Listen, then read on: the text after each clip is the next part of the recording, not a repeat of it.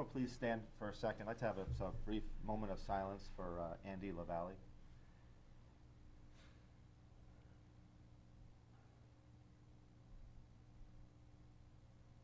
Thank you. Our first order of business, we're going to have a swearing-in ceremony for Selectman Devanza, so I'll go up front.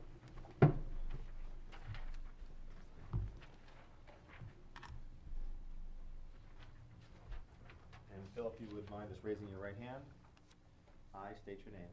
I, Philip Devanza, Of 442 East Dunbarton Road, of 442 East Dunbarton Road, Goffstown, New Hampshire, Goffstown, New Hampshire, do solemnly swear do solemnly swear that I will bear faith and true allegiance that I will bear faith and true allegiance to the United States of America to the United States of America and to the state of New Hampshire, and to the state of New Hampshire, and will support the Constitution thereof, and will support the Constitution thereof, so help me God. so help me God.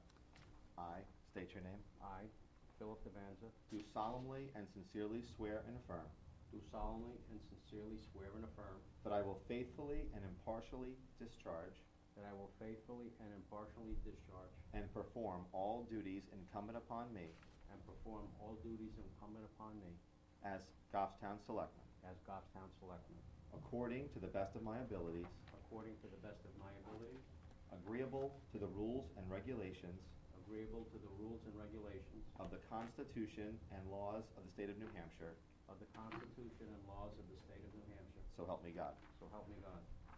Congratulations. Thank you.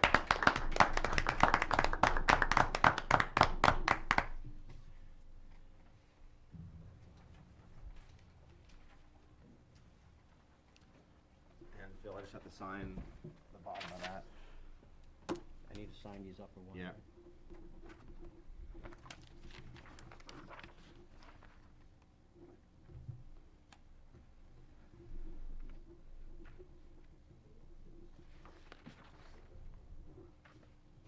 Switch.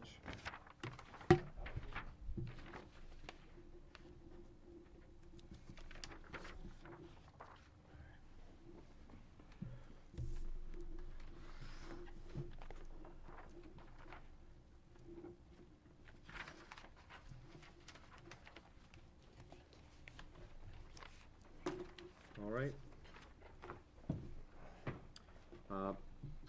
Selectman Fournier called and said he will be a little bit late this evening. Our first order of business will be the acceptance, with or without corrections of the meeting minutes, but what I'd like to do, since Steve is not here, if we can just push that back till later on. Next is any announcements?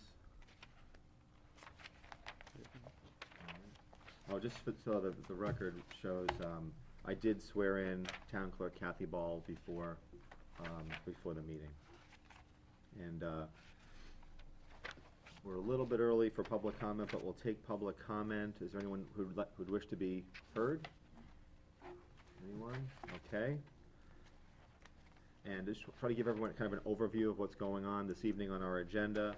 About 6:15, we have our state representatives here who represent Goffstown and Ware, and we will be discussing with them some legislative bills of interest.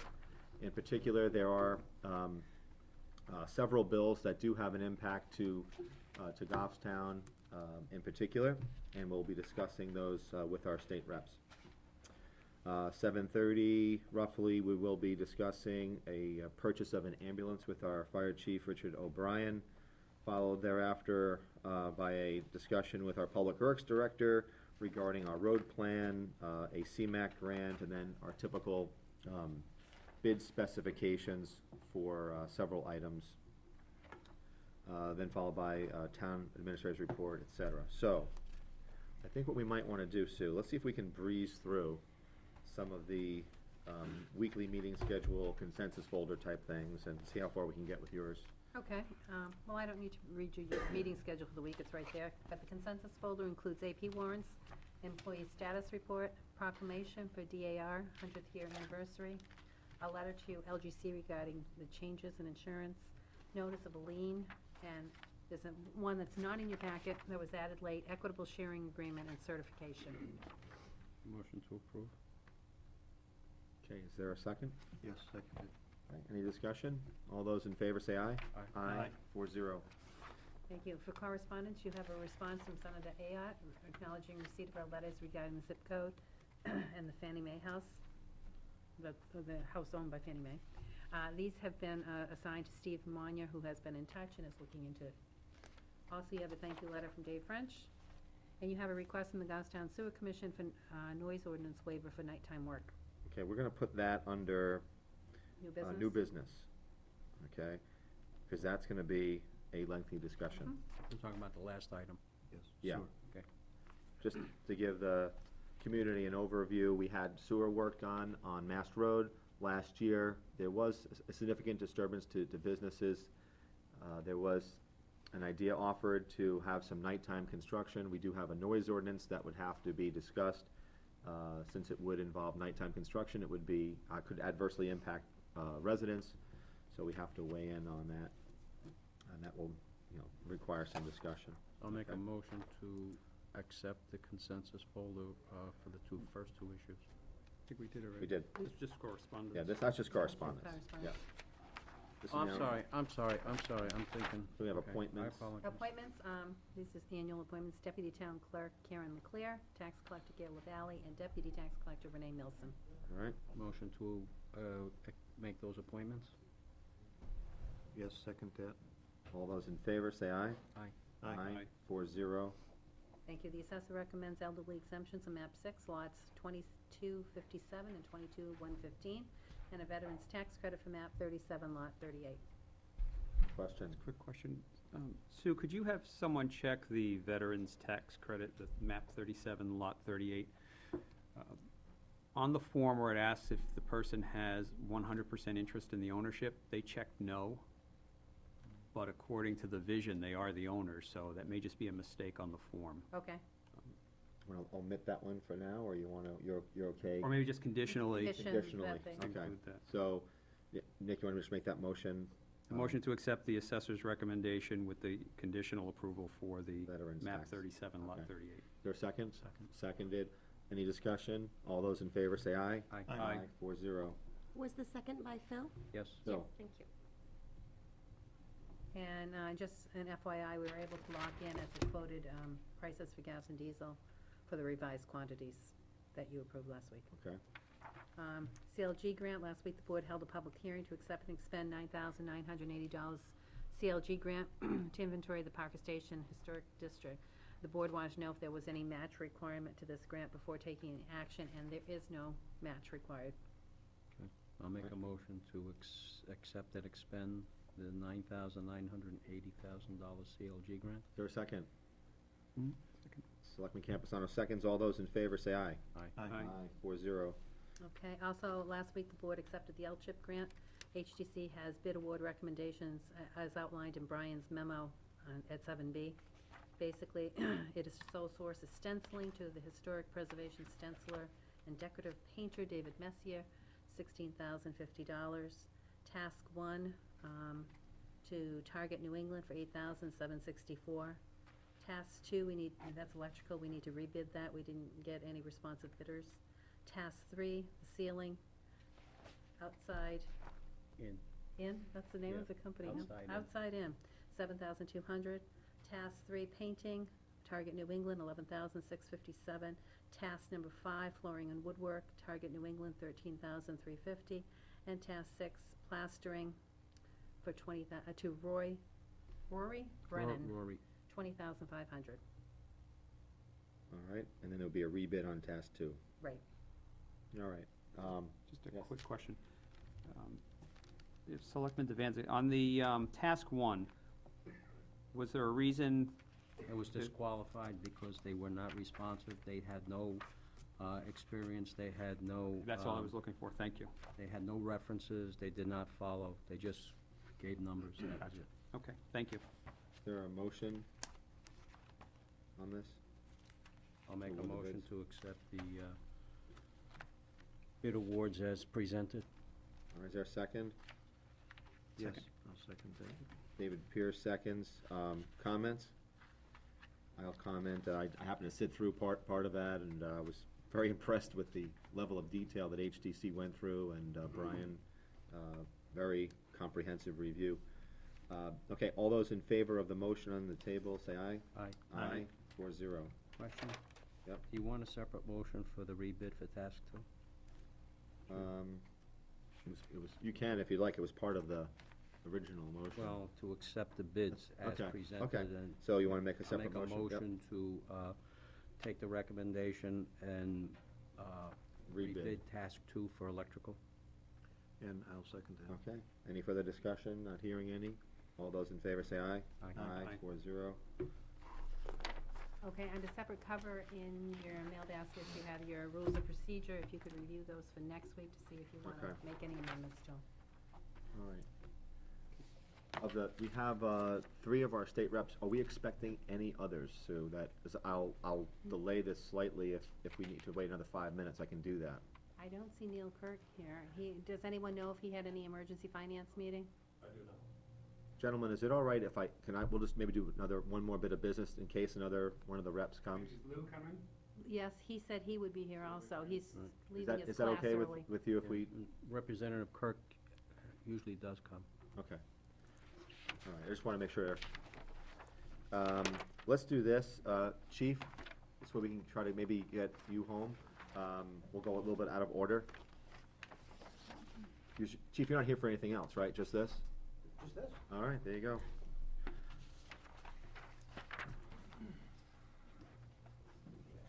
Good evening.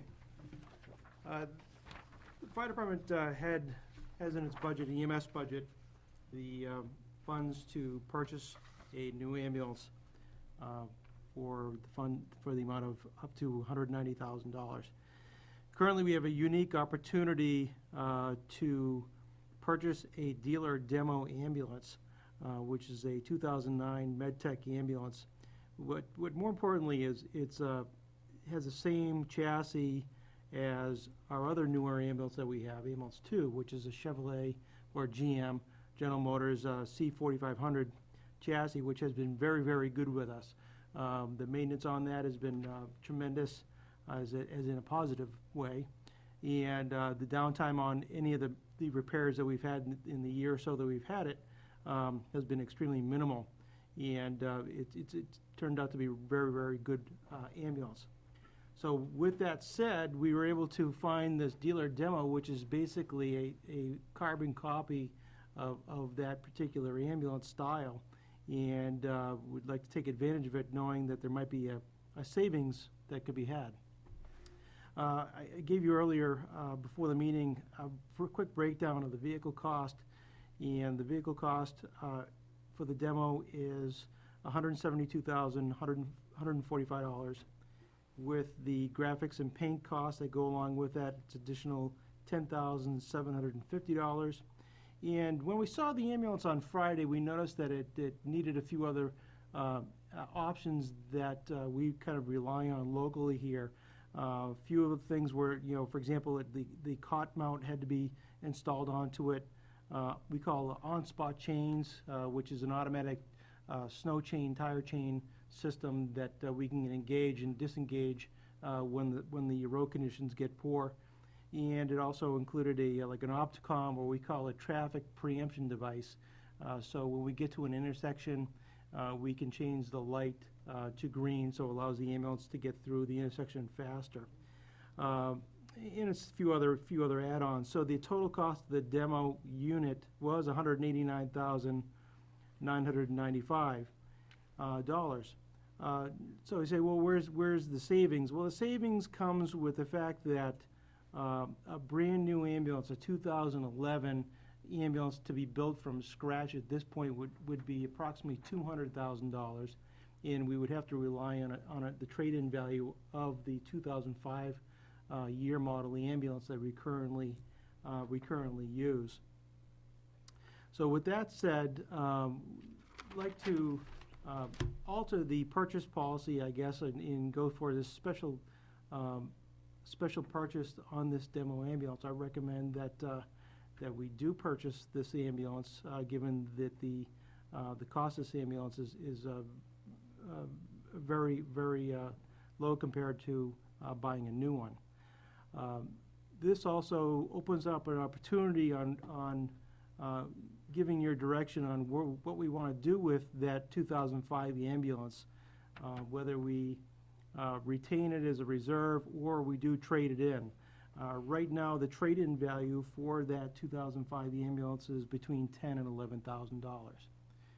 So with that said, I recommend that we purchase, first we'd like to recommend that we purchase this 2009 dealer demo ambulance. All right, any questions for the chief? We kinda got a heads up on this, a week or two ago, so we're kind of aware of it. There may or may not be a reason for us to take action on the trade-in tonight. That's something we can have a later discussion on as to what your intent would be if you were to retain that ambulance, what it would be used for. I'm not adverse to having that as a discussion later on, but. I just have one question, though, with that. They brought the ambulance here. Correct. Is the trade-in something that they would drive back, or are they? They would drive back to their dealer down in Massachusetts, correct? So Oh, they would okay. deliver the new ambulance, we would accept it, and they would take the other unit in trade. And they would drive it No, back. I understand, because this ambulance came from where? This ambulance came from Indiana, and, Driven here. correct. So, but the trade-in is not going back to Indiana? No, more likely it would stay local. That's the point I wanted to Right. bring, okay. And they would put the options on at the dealership in Mass? Correct. Correct. The truck is back at the dealership in Massachusetts right now, and so there won't be any additional miles Good copy. placed on it All right. until we decide on this. Yes. Maybe we can take an opportunity and have our mechanic take a look at ambulance 3. 'Cause sometimes a vehicle is worth more to you than it is a trade-in value. This is an opportunity, I know we've talked about trying to use an ambulance for transports. If an ambulance goes down, we could potentially have a spare. One of the other things, the reasons, and Chief, correct me if I'm wrong, we moved to this new style ambulance because when it's time to replace it, we're going to be just replacing the chassis because we can remount the box. Correct. Typically, in the past, we were purchasing a new ambulance every 6 years. And we're finding with the fact that this new chassis has become more reliable, and the fact that it's not transmitting all that road, I guess the energy, you could say, up into the ambulance box itself where we put the patients, that I expect that this box could last much longer. Looking right now, we could look at a remount at 7 to 8 years versus replacing, which could save significant money. So this could be the only opportunity where we'll have a potential spare ambulance because we're never going to replace Well, a if you do, full it'll ambulance. be way down the line, right? Right. It might be 10 Correct. years out or something. Or Okay. even 14. Because Yeah, 14. we're actually transitioning from the other style to this, and that's part of that reason. Correct. All right. So I'd just like to see kind of like an evaluation of the vehicle to see Okay. where that value is. I think the that's worth. reasonable. If I may then, can I then get a motion to direct the fire chief to purchase the demo ambulance, and then we'll deal with the trade-in and the evaluation later? Is that fine, or you wanna? Fine. Okay, so is there a motion that you'd like to present? So moved. Second. Okay, any further discussion? All those in favor say aye. Aye. That's 4-0. Chief, what do you think, another 2 weeks, should let us know about this, about? Absolutely. We'll get the town mechanic on it, and if he wants to refer it out to any other mechanics to take a look at, we can do All that. right, and if you could also, if it's possible, if you need more time, but just, we have talked over the last couple of years about transport and what revenues could be garnered from transporting folks from Hillsborough County Nursing Home and other, and just other hospitals locally, and even actually to Boston. Sure. What type of revenue generation that might occur, and also, is there any issues with storage of this ambulance? Would it be left outside? Does it need to be garaged? All those types of things. It would be garage. Fortunately, the vote passed for the warrant article for the new pumper tanker. Right. So by consolidating 2 vehicles into one, it opens up one bay space. It's in one of the stations. So that would open up some room to put that ambulance. Okay. So we'll report back to you. Okay, Thank you very much. thank you, Chief. Thank you, Chief. All right, I think we're gonna get started with our legislative bills of interest discussion, and what I'd like to do, I believe we have enough seats here. If our state reps and Senator D'Alessandro, you're welcome to sit at the table with us, please.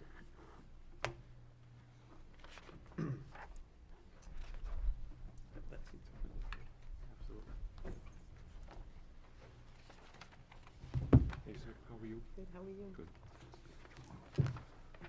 I'd just like to take this opportunity, first of all, to thank you for attending our meeting. We know that it's extremely busy for you at this time of year. We know you've got a lot on your plate, and, you know, quite honestly, some of the legislation has been controversial, to say the least. And, Wait a couple days. yeah. And Wait until Thursday. as a board, we have discussed some bills, and we took a vote on whether our position, and we just wanted to kind of share that with you and our rationale for that discussion. I guess as your constituents, and any help that you can, and obviously we may agree or disagree, but at least we wanted to have the opportunity to have that dialogue.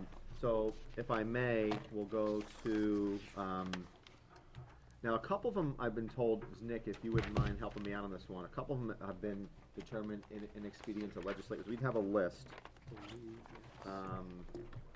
Yeah, I sent you a list the other night of what happened, because I sat on all of these bills, except for the Senate bills. Okay, I'm on the committee. okay. Hold on one second. I could give you a quick update, Sure. if you like. Yep. House Bill 393 was reported out of committee inexpedient to legislate. Okay, House Bill 232 is retained in committee. House Bill 316, there's a proposed committee amendment with a new title, and it's coming out ought to pass with amendment. House Bill 457, the committee report is inexpedient to legislate. And I'll leave these with you, Sue, Oh, good, with, thank you. with the legislative history. Sure, can take all of those. Senate Bill 2 was referred to Public and Municipal Affairs. There was a hearing in Representatives Hall, and no action has been taken at this point in time. Senate Bill 156 has had, first hearing was canceled, second hearing was rescheduled, third hearing was on the 3rd of March, and they haven't reported it out yet. Those were the bills that Sue sent me, and I give you the legislative history on all of those. okay. And just, if I might give you just a quick synopsis of what's happening in the Senate. The Senate is going to be hearing the retirement bill on Wednesday. Very significant piece of legislation. There have been some amendments proposed for that, and I haven't really seen the amendments, haven't gone through the amendments, but I did sit in on the hearing on the retirement bill before ED&A. It's a significant piece of legislation. As you know, municipalities are concerned. I think the firefighters, the police, the municipal workers, everybody is very concerned about that, and that's going to have a great deal of debate. It was an enormous hearing. I was there all day, and we had hundreds of people testifying on the piece of legislation. And there were some parts of that bill that particularly interesting to the constituency that was represented, and the vesting, the under 10-year thing was very significant in terms of the reaction from the public. The other aspects of the bill, which are changing from 3 to 5 years, changing the age, changing the new hires going up to a different percentage from 5 to 7 and from 9 to 11 3/4. I mean, those are all parts of the bill, and Bradley has brought in an amendment that I haven't seen, because I don't sit on the committee, I just happened to be there that day, but with some other fairly significant changes in the bill. It's a contentious bill, it's gonna have real discussion and debate on the floor of the Senate, and I'm sure it will in the House. I've been following the budget in the House, and House members probably have better perspective, but I looked at the numbers just today, and the House did action over the weekend. They were in session on Sunday till about 6:30. And in Health and Human Services, they have reduced the budget by about $200 million. Their goal is to reduce it by $300 million. Let me just say that the downshifting as a result, if those things ever get passed, is enormous. It's enormous. And the services that won't be rendered are really enormous. There's a spreadsheet that's available, and if I can get it electronically, I'll electronically send it to Sue so that you can look at what's happening. But they're gonna be voting on that, I would assume, within the next few days. Probably Friday will be the key day, and they'll present to the House on Monday and Tuesday. They're looking to do a final vote on the budget on the 31st. And there's some very, very significant cuts. And I just seen Health and Human Services. I haven't looked at the other two divisions, but I'll try to look at those as quickly as I can. And I've asked that electronically these things be sent to me by the Legislative Budget Office. If that does happen, Sue, I'll send all of that stuff to you, so you'll have a clear picture of it. I did meet with the constituency at Bedford Farms about the generator, and I've been in touch with Homeland Security. They'll participate in the purchase of the generator. Homeland Security will give them a grant, and the chief was there, member of the police department was there, and it all depends on what the match is going to be, but we're in the process of getting them a generator, so that if there is an electrical failure, like the electrical failure we had last time, at least they'll have a place to go. They'll be warm, and they'll be able to receive some kind of And Lou, services. just so you know, Yes.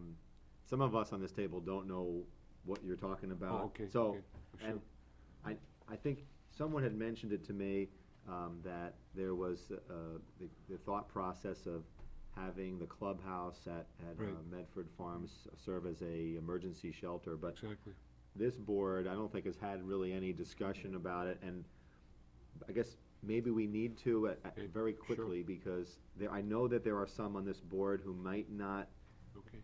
be in favor of it because it's a private facility, so we'll have to. Okay, fine. The people from the housing development came to me, and we went over the problem that they had during the last breakdown in terms of the failure of the electricals. So they said, could I intervene with Homeland Security and find out if Homeland Security could help and participate in getting them a generator? They called, I've been working with Chris Pope about this. There was a meeting last week. The fire chief was there, a member of the police department was there, a number of people from the community attended. And the idea was, if indeed another failure takes place, could this be used as a refuse, really, for the people in the development, so they could go there. Talked about the number of people who are on oxygen, the average age of the people there, and the fact that without any amenities, when the electricity went down, they're kind of left high and dry. Chris Pope thought this was a good application for Homeland Security. It was a good reason for the grant, spelled out all of the reasons why, and said yes, they would qualify. So that was the context of the meeting. And I'm sorry that you weren't notified, but town officials were there. I mean, the fire department was there. I'm not shooting messengers. Oh, no, so no, please don't no, get the no, sure, impression. I understand. And I thought that had been taken care of, but I apologize No, for not it's not letting your you fault. know. But anyway, I think it's the right thing, to do. We have a number of handicapped people there. As I drove in last week, the ambulance was there, a fire truck was there. We had a couple of people who were in bad shape, but it makes sense. I think it's a good use of the Homeland Security dollars in order to support this particular situation. Now, they'll have to come up with some money, and I think it's going to be a 50-50 match, but I'm waiting for Chris Pope to do that, to come up with the numbers. The other situation that from my standpoint, or from the Senate standpoint, is we will be receiving the document from the House. Many of the bills from the House, crossover is coming up at the end of the month, and indeed, a process will begin to look at the budget. And I think it's, I've been in the legislature a long time, I've been in public service for a long time. I've never seen a budget like this, never, in my lifetime. This is the most difficult budget I've ever seen. And that the parameters that the House has established in terms of the dollar amount that they're willing to add, to advocate, and you can't increase that ceiling. I mean, even if you have more revenue, that revenue goes to abate property taxes, or it goes into the revenue stabilization account. So there's a ceiling there, and that means about a $300 million reduction in spending. So be aware of that. The town should be aware of that. When you see the budget that comes out of the House, you'll be able to analyze it and get more detail from the House members as to what's going on there. But when I looked at some of the reductions, I was concerned. That public hearing went till 11:30 in the evening, and we had hundreds of people who testified at the public hearing. So that's what's going on. And as I said, the big thing in the Senate is the retirement bill that comes up for debate on Wednesday. Okay. Mark, is there anyone that you want to take the lead on some of these bills? Because what I wanted to do, Certainly. if I could, and maybe if you want to take turns on them if possible, is trying to go through some of these bills. And I'll mention obviously the title, not just the number, but there was House Bill 457. That would reduce the interest rate on property taxes. The board had a discussion last week, and I think we unanimously opposed that one. One of the reasons why we had some issues is that as a community, we're looking out for the interest of our community, and we want to ensure that people are paying their property taxes on time. And the interest rate that is currently charged, it's our opinion collectively as a board, that it serves as a deterrent for people paying, so that they would pay their taxes on time. We do have, I'm trying to think, it's probably a couple of hundred people who pay their taxes late, and they do pay the interest on their late taxes. But they do that relatively quickly. Within a month or two, the vast majority of people are current on their taxes because of that higher interest rate. I have a question for you about that money. Is Yeah. it budgeted, or is it just a windfall surplus when you get it in? It's not, I don't believe it's anything that we budget for, And but how much money is it? We're talking a year, $10,000, $100,000? 140,000, I think was the estimate. So it's not insignificant. And I know this sounds, we see it, but, and I've also spoken to people who do this, is that there are some property owners who use it as almost a cash flow mechanism where they don't pay their taxes. And I don't know how they're doing with their cash flow, but they'll just not pay their property taxes so that they can then pay something else. And then, I guess if you're a fairly large business person, you can float that type of money.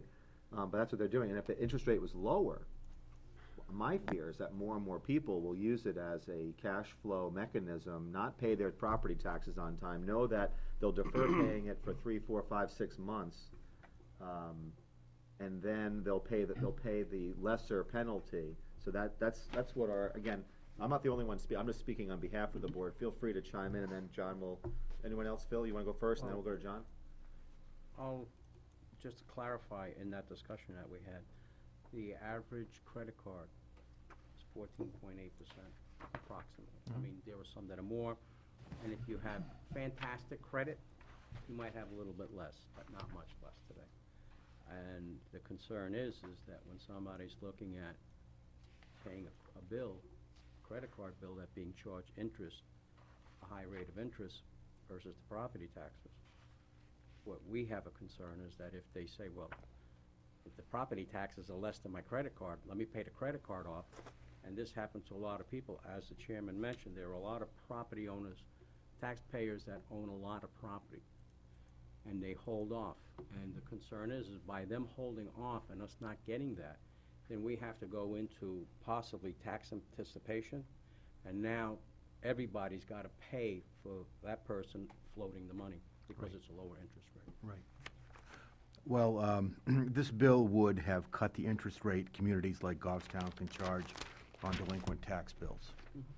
The House municipal and county government has recommended to kill this bill, and I expect that that will be sustained on the House floor, so I don't really think this is an issue.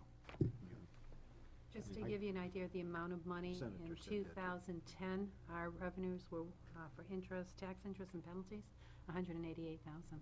And we budgeted 178. Yeah, I don't think I don't You did think, budget it. Yes. I believe it will, I believe that motion to ITL will be sustained on the floor. If I could just. I got John Oh, I'm sorry. first and then. I'm sorry. I spoke with Valancourt, he was the prime sponsor of this, and what he was looking for is to reduce it from 18 down to 9%.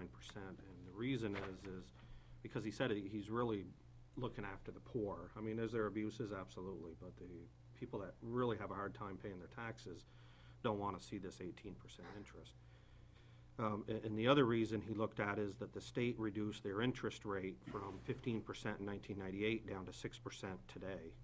The federal has reduced their interest rates from 8% in 2007 down to 3% today. And from what I understood as I sat on the committee is Valancourt, Representative Valancourt said that the towns can borrow at 1 to 1.5%, 2%, and that's what his theory was to help the truly needy. Is there abuses? Absolutely. And from what I understand is that there is going to be a huge floor fight on this. And do I agree with Representative Heichel? It probably will die there, but I wouldn't count your chickens until they're hatched, because Valancourt does have a lot of support on this in the floor.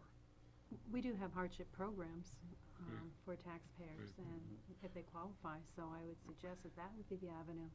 Well, I think what Yeah, he was looking at is, and I agree with him to a point on this, is there's a lot of people that they don't want to take a handout. So there's a lot of proud people that won't ask for it, even though they deserve it. And so he was looking at, let's just reduce the rate down, because bottom line, the feds and the state has done it, and the towns can borrow the money so cheap today. Well, Phil, you go first. And Yeah, then I guess concern and difficulty is that, when you first look at this, it sounds like a very good idea. And, when the Board of Selectmen says that we oppose this, like, we're a bunch of bad guys, okay? Yes. Because we don't want people who can't pay their property taxes not paying. But we do work with people. We always will work with people, so we have very few properties that we wind up taking, very few. So the concern is, what our concern is how it affects everybody, and that's why we took that position. I have a question. Since you see the interest rate as sort of an incentive for people to pay now, would you support an effort to raise it to 20 and 25%? I believe, my opinion is this: what Selectman Devanza said earlier is very, very important. If the prevailing interest rate on credit cards is 14 or 15%, and that's for someone with, say, average credit, upwards of 21%, of people with very poor credit, maybe down 9%. 29 too. Right, for people with pretty good credit, if you lower it to 9%, I think you're gonna have some people who are gonna defer paying their taxes, because they're gonna go with the lesser of the interest rate. So I guess we would hope that you would oppose this bill, but in the very least, don't go from 18 to 9, maybe go to compromise at 14 or 15, at least get to what's the competitive, rate. That's our big concern. John? Thank you, Scott. I think also where Representative, because it was brought up about the credit cards, and what he came back with and said is that people have a choice with a credit card. I believe in not having credit cards. I don't have one. Because I don't want to pay that interest. With your property taxes, you have no choice. If you own a home, you got to pay the property tax. And to what Phil said is I agree, the town does not take very many homes, because bottom line, the bank will pay the taxes. That's what will happen. So when the people get forced out of their homes, the bank will pick up the tab instead of losing it to the town, because there is that huge difference in what the, the value of the home. They aren't gonna let the property go for $10,000 worth of taxes when it's worth $200,000. So that was in the intent of Valencourt, and once again, I think this bill will die on the floor, but there will be a big floor fight on this, from what I understand. So if there's anything else, then we'll proceed on to the next one. I will fight for you to ITL this bill on the floor, and so will many of us. Okay. So if there is a big floor fight, we'll I just want to say, do our best we to have to prevail. recognize here that all of us around this table have different political ideologies, and we must respect that. We're just stating what our position is based upon, selectmen for the town and looking out for the town's interests. There may be personal feelings here, political, ideological differences, and obviously this is gonna, not everybody's gonna agree and sing Kumbaya here, so.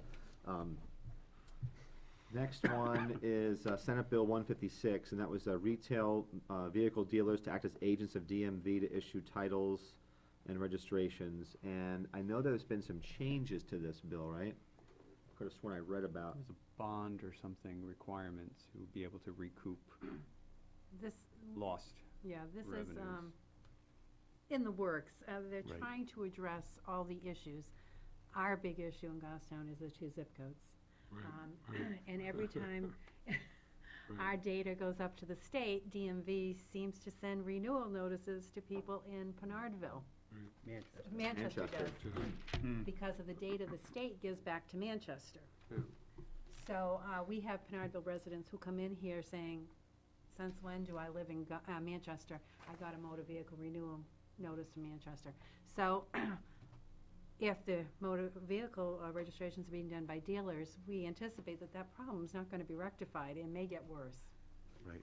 The other issues that we had, Kathy Ball, our town clerk, was in last week, and she said, although noble the intent, and again, I believe that this is something that is probably intended for a couple of reasons, to make life easier for the consumer. They can do the one-stop shopping, not have to go to a town clerk's office, they can get it registered at the dealership.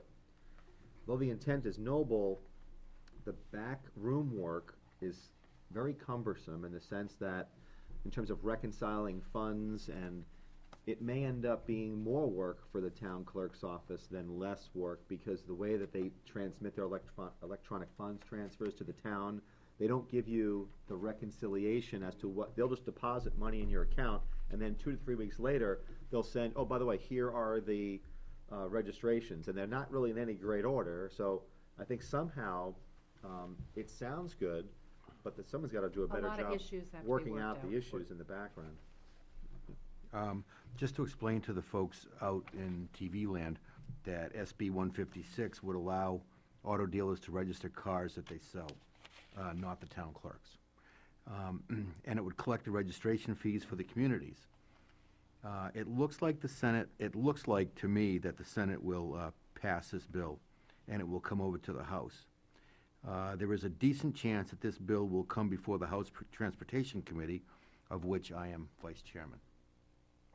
So I would prefer to keep an open mind and hear the testimony before I make a decision about the bill. There is a lot of work that may need to be done, Right. and we want to make sure that it, Our concern is the audit trail, that we get the funds that are due Goffstown. right, and we'll make sure that that is in there. Steve, then I I just want to make sure, what I was gathering from Kathy Ball, and I think you spoke to it, I just want to make sure, what we're talking about, there was a lot of duplication of process within the accounting purposes up there in the office. And as we sit every year and we sit down with budgets and we look at salaries, et cetera, and we're looking at staffing, the question comes, where does, it goes back again to the town of, extra work, extra time, and we're not seeing what the advantage is to the town itself. Okay, I have Representative Ward, and then I have, right? Okay. Thanks. Just trying to I- keep on. It's my understanding that there are some vendors out there nationwide that offer this sort of service. I think one name mentioned was ADP, Automatic Data Processing, right? They do 40 million paychecks a week. I would argue that their IT, their level of IT sophistication is probably a little bit better than that of the state of New Hampshire. I don't know, I could be wrong, but I'm guessing. I'm thinking if you want an extra reference line on there of who it's from or whatever, you want it to be put in a certain account, I think their IT people could probably arrange that. One more comment is I recently got a new car, a new used car, and it would have been fabulous to do it all right there at the dealer, at IRA. Instead, I had to drive down here, go up to the clerk's office with my check in hand. First of all, I went to the website, town website, to see what I would need to bring. Didn't have any information, so I got here, my check, my registration. She goes, "Sorry, Mark, you have to prove that you live here." I said, "Well, you know, I had to prove I live here when I registered to vote, and I'm on your voter roll. Sorry, we need something else, utility bill." So I had to go home, come back. So not only did it waste their time, it wasted my time, 30, 40 minutes, and maybe you don't think that's very valuable, but it would have been a lot easier. I would have paid the extra $20 at the dealer, $50, just to save an hour worth of headache.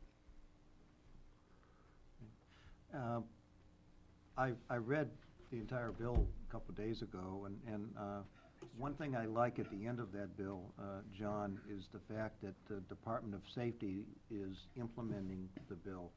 And in their scheme of implementation, it says that a selected number of dealers are going to be, is going to run under these new rules for Pilot it. pilot the new rules for a year. And a selected number of towns will be implementing it from their end for that first year. And that's a very important feature, Yes. to work out the bugs with a few towns. Yes, it is. If it does continue. If I could just interject, I think the vast majority of us on this board, when we discussed this, thought that it was a good thing, but it's just a little sloppy right now in terms of the processing. I mean, there is no doubt that as a consumer, I'd rather do one-stop shopping and go to my car dealer and get everything done. And you can make a really good argument that if it's done the right way, with easy to determine reconciliations, even on the town side, we would potentially save a lot of resources here at Town Hall. So it could be a win-win for everyone, but it's just a matter of maybe taking a step into the shallow end first before we go into the deep end. And I think that the bill may allow for some of that, whereas a couple of large dealerships will work with some towns to try to iron out the kinks, but. But in other states where this has been done, it's my understanding, they don't have the uniqueness and complexity of motor vehicle registrations as the state of New Hampshire. I believe that. That's right. Maybe it's time to simplify it then, but anyway. And, just It's one like follow-up. a Dave, I flat wonder if- rate. Yeah. Right. I wonder if Dave is, Right. are you volunteering Goffstown to be part of the pilot program, or do you want other people to make the mistakes first? No. We want to learn from others' Okay. mistakes. All right, John's in, John will make sure. Representative Heichel first. Yeah, just for those of you that aren't familiar with it, when a bill comes through committee, it is scrutinized fully. We have testimony from all the people that want to present it to us, and then we also discuss it fully during our exec session. So we try to determine whether or not this is a good, clean bill with very little room for error, because we don't want to put something out there where there's confusion in the end. That's the worst kind of bill there is. So the possibilities, if it's not a good one, is either to ITL it or to retain it, to bring it back and work on it again. So hopefully, and this happens, it does slip by occasionally, but we will do our best to make sure that this is a clean bill, that all of these, that before it becomes a way of doing business in the state, that it will be clean. The other point is that Motor Vehicles is in favor. Motor Vehicles does support this, and so does the New Hampshire Auto Dealers Association. And that is an association of auto dealers, and they pay very well a lobbyist to represent them, like many groups do. So just because the Department of Motor Vehicles favors it, and it's a favored business. It's also an income stream for auto dealers, too. They have an option of charging an additional premium for that service. So if you have it done there, be it convenient, it may not be as inexpensive as it is to do it at your town hall. So there are a lot of things that we need to examine here, and I don't know what the price of that could be. Could they charge $100? Could they charge $25? I don't know what that fee could be. Could they? So we want to make sure that it's a good consumer product as well. Our municipal agent fee is $2.50 now, so they could charge more than $2.50? They can, it's a free market, Sue. Yeah, I They bet can they do would. whatever they, I just gotta I have Selectman Campus, I'm all then set. I have, I'm all set. okay, Representative Burt? Oh, he's Yeah, okay? go ahead, Oh, yeah. all right. I agree with Representative Heichel. At first, when I saw the bill, and I've only seen just the original draft, I told our town clerk that I was opposed to what was there. So I will have to look at what comes out of the committee, but, you know, originally when I saw it come through, it was like, ooh, you know, I didn't like the looks of it, but the concept is good. And, you know, so I think I just need more research on it. Okay, Steve? And just a comment to it, and I'm sure Mr. Heichel will remember this, that when the state went to testing for emissions and what the cost of emissions went up in regarding that, they piloted it, and then there was a cost to administer the fee for the company that came in with the software that Mr. Warren talking about. In other words, if the state is going to have a cost in doing this, it will be transferred down, and there will be an effect here at the town level. So the question is, and I understand how the Automobile Association works, and essentially when they. Nothing's for free, right? Nothing's for free. If they're charging this fee, there's going to be an electronic component to it, which was a tie with emissions also, and next thing you know, there's someone who's going to run the database for that, and there's a cost to everything.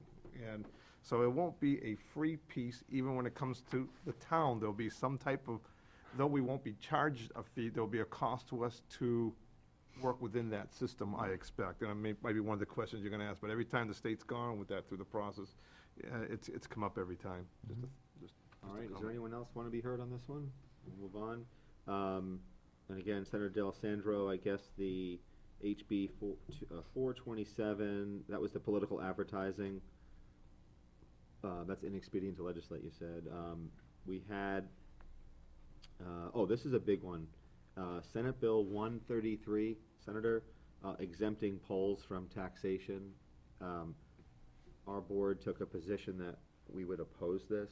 Not sure where that stands in the committee discussions. It passed the Senate with a voice vote. Okay. Now, it passed the Senate last session in a voice vote and was defeated in the House.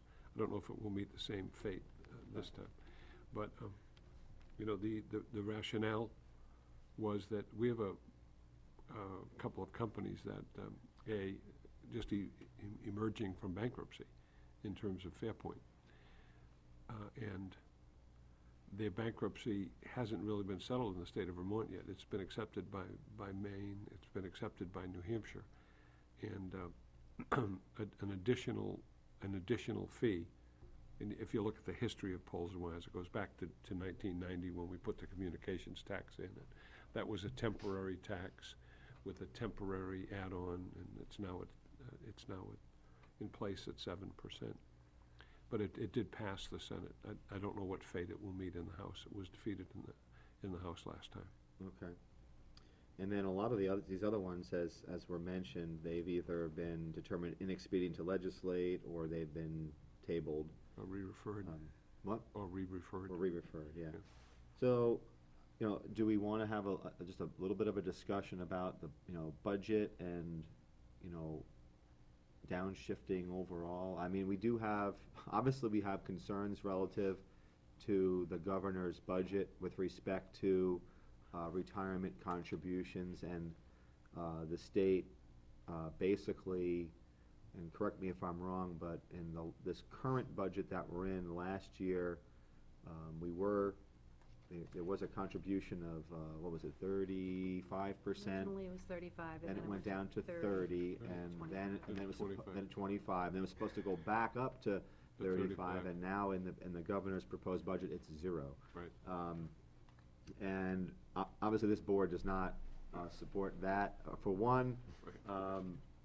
And I think any change that you give a local board or municipality should be one that is, I guess, measured or, implemented slowly. I mean, to go Right. from 25 to 0 is just, I think that's almost irresponsible, and I respect the governor immensely, but to go from 25% to nothing, and then expect a municipality to pick up that whole tab is, to me, it's just inappropriate. I'm not speaking for my board, I'm just speaking for myself. And without time to, Right, and Budget then, and for then, it. and then, Budget's right, done. we're already gone through the budget process, and I think that's as you know, I mean, Senator, we have discussed this for a decade about Sure. schools and towns prepare their budgets, you get voted on, we vote on them, and then all of a sudden, due to the nature of the legislative session, decisions get made, and it's after the fact. Right. So, and the other point that, again, I'm speaking for myself, I'm not speaking for my board. This does not bode well for our citizens. I think this is expected. Right. But when we're making these drastic changes, and I know some of it's due to political ideology, but, we need a little bit more stability in our long-term planning in the state and at local levels. And to have drastic shifts in, I don't care if it's education funding or any Yeah, type or of any- revenue resources, and that's just I think that's for all of us, is that's the difficult part. Yeah. If we know something is gonna be eliminated, well, give us an opportunity over 5 years or 10 years to work figure it that through. out, not 1 year and lose Yeah. potentially $200,000 or $300,000 for, in revenue, because that's not fair to the local taxpayer. We have had discussions about retirement, and we try to stay abreast of that simply because of there was anti-spiking rules that were discussed, and we try to keep an eye on that, because we don't want to have to pay penalties and things of that nature. So we understand that that's a really difficult thing that you're working Contentious. on. Right, I mean, there are people who have been in the system for a while, and they counted on that, but somewhere along the line, again, speaking only for myself, some of this is just not sustainable. And I'm gonna just tell you that I work in the private sector, and 3 or 4 years ago, an employee was allowed to, when you cashed out on unused vacation, et cetera, it went into your pension calculation. Not anymore. And it went from, 3 years to 5 years. So the private sector is doing some of these things, and I'm not trying to be too political here, but we have to take at some point, we're gonna have to have a different set of rules for a different group of new hires. So. Yeah, and I think that there is,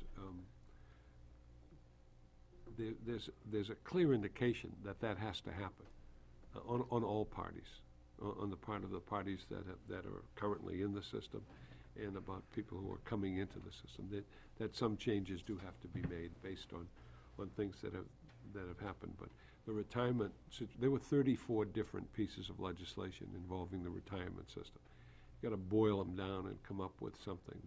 I met with a group of retirees today, and there's a coalition of retirees that's bringing forth some proposals. This is a long way from being finished.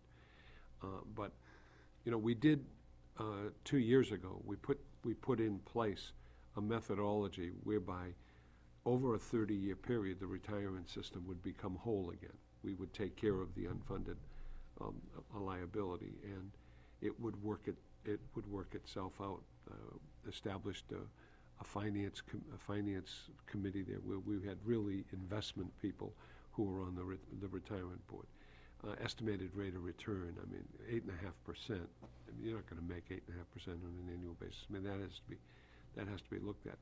I know the retirement system has to be looked at. I appreciate that, and I was on that committee that created those changes. And I thought those changes were good. They were accepted by both labor and management, and other changes are going to have to come. But as I said, there are 34 different pieces of legislation affecting the retirement system now. We're going to have to work through those items. With regard to the budget, the governor zeroed it out. I talked to Kenny Weiler, who's the chair of the Finance Committee in the House. He said that the House was gonna make a change. I don't know if they have made a change, I haven't seen the budget yet, that they were going to try to do something to change that. I think the House budget will be what the House budget is, and then the Senate will take a look at the budget, and all of the senators, Republicans or Democrats, are very cognizant of the downshifting and the impact that will have on a local, a local community. That people are very cognizant of that, and, we're gonna have to deal with it. But when you build a budget and you want to eliminate some of the significant revenue aspects of that budget, and you want to cut, well, you know what's going to happen. I mean, that's just a fact of life. And if that does happen, there will be downshifting. I mean, you just cannot do those kinds of things without that. I think Chuck Morris is chairman of the Finance Committee in the Senate. He's a rational guy, a reasonable guy. He was chairman a few cycles ago, so when we get the budget, we'll look at it. But I appreciate and I understand what you're talking about. Very serious situations. I mean, very, very serious. I represent Manchester as well as Goffstown. Nick knows that there are 80 firefighters in Manchester who can retire. There are 40 police officers in Manchester who can retire. Right now, the senior staff has pretty much put in their papers in the police department. So they're all going. They're going. And if the scare tactics that are being put in place come to fruition, and we have 80 firefighters retire in Manchester, the blow to the city would be enormous. The buyouts, that would be more than the city can afford, to be honest with you. So I think more reasonable minds have got to come together, and instead of scaring people, let's meet in a fashion where we can come up with some deliberations and come to some consensus in a reasonable fashion about retirement. What we're having now is we're having polarization rather than getting together, and it's all over the state. I mean, you got every entity in the state where policemen, firemen, and workers will retire. It will cause tremendous burden on the communities. Forget about the budget. That's a separate issue entirely. These are entitlements that these workers all have based on the initial plan that's been in place for a number of years, and that's something we want to avert. Right. I mean, we've got to avert that, and that's why I think common sense has got to prevail in this situation. It's a very scary situation. Think of that when, think a retiree who's got a person who's ready to retire, who's got 30 in and who's got the age and who's hanging around, and they think that they're going to lose. Well, they're going to leave.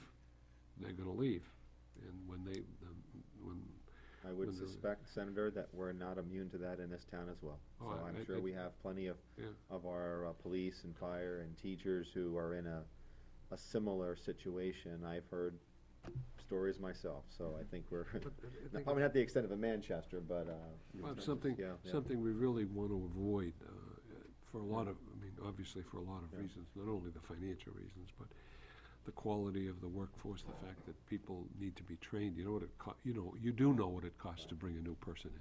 Yeah. Christ, sometimes it's an enormous cost to bring a new firefighter in, the training process, to bring a new police officer in, the training process, and to recruit. The recruitment is very, very expensive. Common sense has got to come into play, and I'm hoping that happens. Selectman Devanza? Yeah, on that Senate bill from the retirement, Yes. I hope there's one thing that we can all agree on both sides here, is that the retirement board, the proposal was to have representation from municipalities on there, and that's one thing in the past that unfortunately we've always felt, when I say we, municipalities have always felt at a disadvantage, because here we are being forced to pay into the system by a board that we have no representation on. So I would hope that portion can be retained through it, or somehow survive whatever happens to that, that would be greatly appreciated. And just to follow up on what you're saying about the scare tactics. Right. I mean, if we go through that with police on fire, there isn't enough room in the police academy to get enough officers so that they can serve, so that is a big issue. Oh, I think recruitment of policemen it's unbelievable now. I mean, no one, I shouldn't say no one. And but- recruitment from neighboring. Oh, the thievery? Okay. Well, I wasn't gonna be that yeah, blunt. well, I mean, let's face it, that's what's happening today. And that's not a good thing either. That's not a good thing. Yeah, Representative Heichel? Well, we've been, Senator D'Alessandro is correct. This is a scary time with the budget, with the finances, with the retirement system.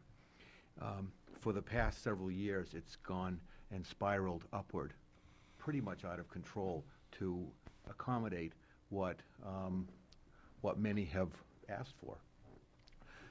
This has also been, it's evident in the fact that they do pay out, I think it's about 8.5% on this retirement program, on this investment.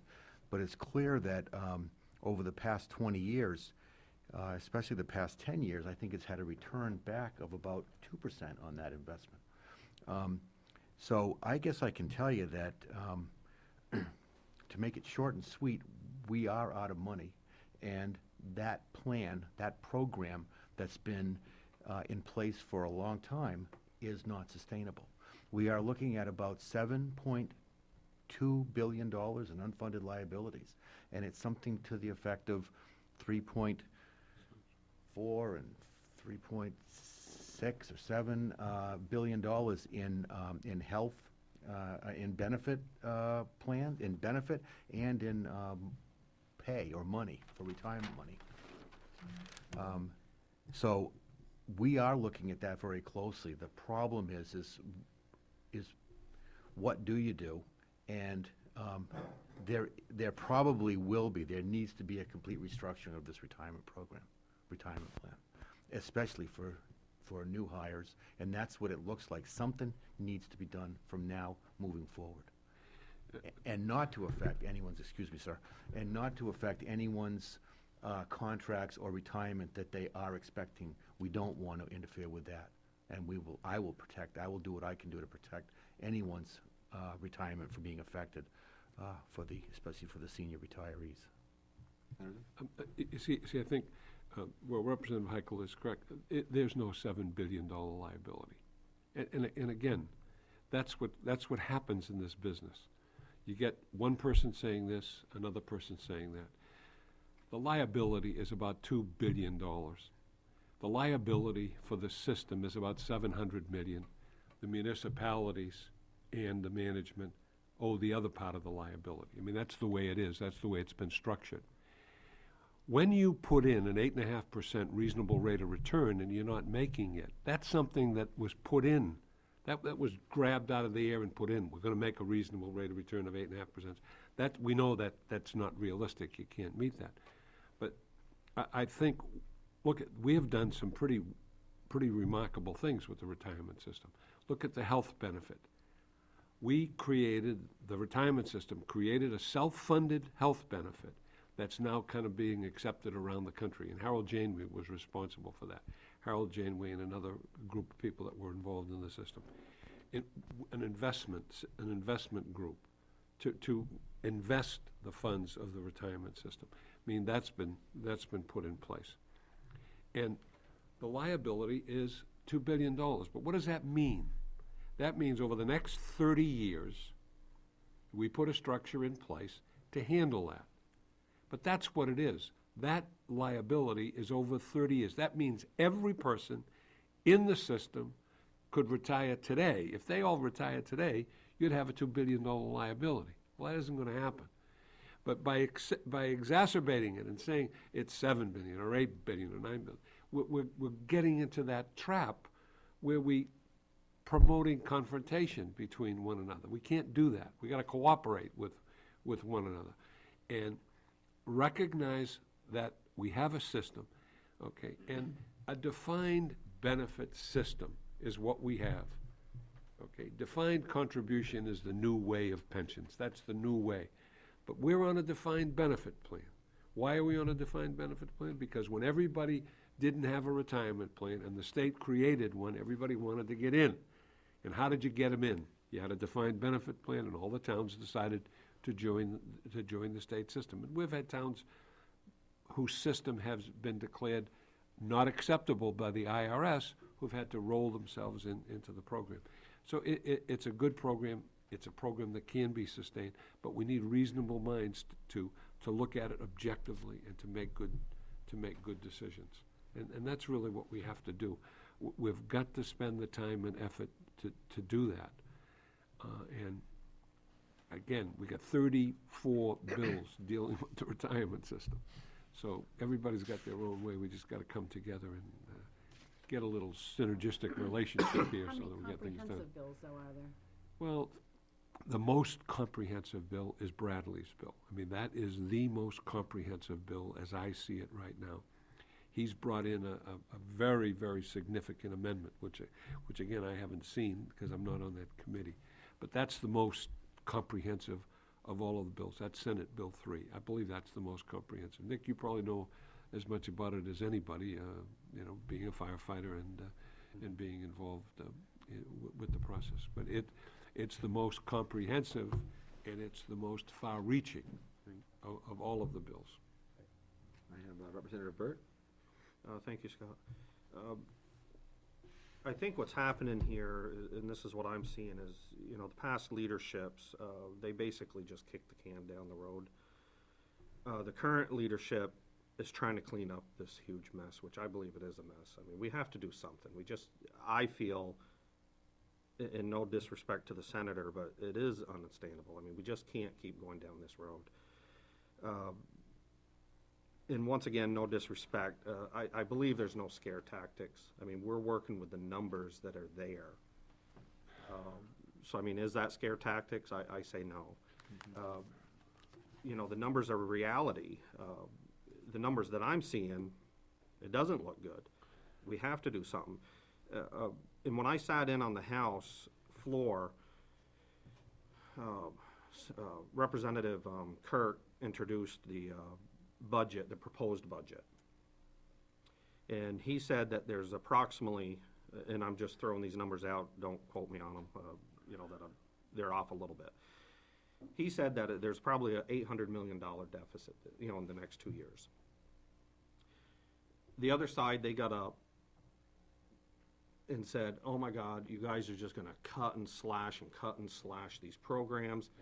Reality is there's only $350 million in deficit over the next 2 years. Well, this paper that just came out last week, the reality is it's $1 billion.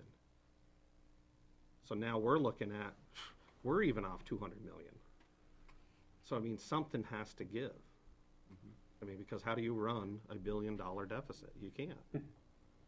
So where do we turn to? We have to look at something. And the retirement plan is one place we have to look at to clean it up, because there is some problems, because the private sector, there is no private sector anymore that has this type of retirement plan. They got rid of it in the 70s and early 80s because it does not work. And we have to continue down this path to redefine it and to reach out to the retirees that are retired now and say, look, we're sorry, but we have to do something. And I think a lot of them are looking at that and saying, yes, you're right. This is a mess, and we have to clean it up. Thank you. I don't believe these are scare tactics, because I've read these and I've worked with these consistently with the leadership in the House. If factual numbers are scare tactics, I would, then I guess you can call them scare tactics, but the numbers that are being quoted are factual, unfortunately. I'm just gonna leave it at this. Leave it at that, because it's obviously there's two different sides here. And I And don't think there's any need to debate that in this type of forum. Right, I that's believe what that Concord's what we for. were trying to convey is, We're in I trouble. believe this board understands that there's gonna be changes. We understand that. I think we're asking your help in making sure that if there are changes that are going to downshift costs, that you will think twice about them, one, and if it's absolutely necessary, can you do it in a way that's, you know, measured, that gives us time to react, not just dropping a proverbial bomb on us. So, and if it's something that is done over a 2, 3, 4-year period of time, I think we can adjust, I think, to those types of things and make some changes. But when we get, you know, all of a sudden, you know, a 25% difference in a retirement contribution, that's not something that we can easily react to. And if you said, like when it went from 35 to 30 to 25, we were able to react to that. But when you go from 25 to 0, that's $160,000 yeah, for 6 that's, months yeah, for us. that's not something you could just quickly react to. So, John and John. Well, I just need to say on that then, the governor's budget includes over $150 million in downshifted costs to cities and towns across the state in terms of reductions in retirement subsidies as well as education and building aid cuts. The House has taken a clear position that it will oppose any additional downshifting to local property taxpayers that the governor included. We have said that the taxpayers of the state have paid enough, and we are not going to add to their burden, and we are committed to doing just that.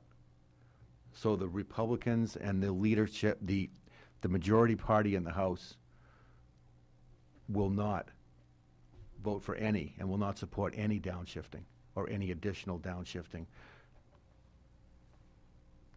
But we are trying to work with this budget, and there is a huge hole in this budget that it's possible what the governor's budget is doing will come down and will affect every town in the state. But we will not add to that. And I guess just for the record, I mean, that 25%, I don't support that at this point. You know, I agree with you, Scott. I think it should be a little bit at a time if it comes down. You know, Governor Lynch, you know, really, you know, there is some good things in his budget, you know, to consolidate some departments and stuff that I saw, which was good. But there were some big hits in there, and I think it's going to be a big problem to local communities. But then also, I was just wondering if, we haven't talked on House Bill 316, there was an amendment that I gave you? Is Yeah, that still that a was it, concern? yeah. Before we do that, though, Okay. on a lighter note, if we had more support for Senator D'Alessandro on gambling, we would have the Uncanunic Casino and Hotel in the town, which would we wouldn't even be having these discussions. No. Okay? We could have easily gotten perhaps an Indian tribe locally to sponsor it, but unfortunately, no one was on his side on this one. Unfortunately, there are no indigenous tribes to the But state of New we Hampshire. could create one. create Scott, I believe that there were moving like right French along. Canadian. Can we start one? French Canadian tribe, that's right. Scott, I don't think Bernardville, the that's a tribe. HDC would be in favor of having gambling upstairs at the Grassmere Town Hall to subsidize it. Well, I So, understand there's a Senate bill coming. Is there, Senator, a Senate bill that's on gambling? There is a Senate bill. See? 'Cause There you I know go. the House version was killed pretty quick. And it's free market, right? Okay. I have room in my office for a couple slots, too. What? Okay, we're gonna move on to House. I just wanted to lighten the mood a little. It's getting a little, If I could, then maybe just You gotta change come to gears Concord a- for a day if you want some, I'm just gonna put the wanna have some fun. fire hat on. If you could keep an eye out and look at some of these bills that are advocating prohibiting local communities from sprinkler ordinances or any type of, things that may erode our public safety, is something that I would look for, and I'm not gonna speak for the whole board, but something that you should keep an eye out and look for those effects downstream and how that will affect things. On the sprinkler system bill that's gonna come in front of the House, I think it's House Bill 109. I think I was, That's one of them, yeah. Yes. Senate Bill 91 is the one that I was. Oh, Senate 91? I have, yeah, that's gonna be in front of me from what I understand, but House Bill 109 tomorrow, on Wednesday, that's probably when it'll be in front of the House, that will pass. But the amendment to it will tell towns and planning boards they cannot ever force sprinkler systems into a 1 or two-family home. There is an amendment brought by Representative Belanger that has upsetted the apple cart. It came out today.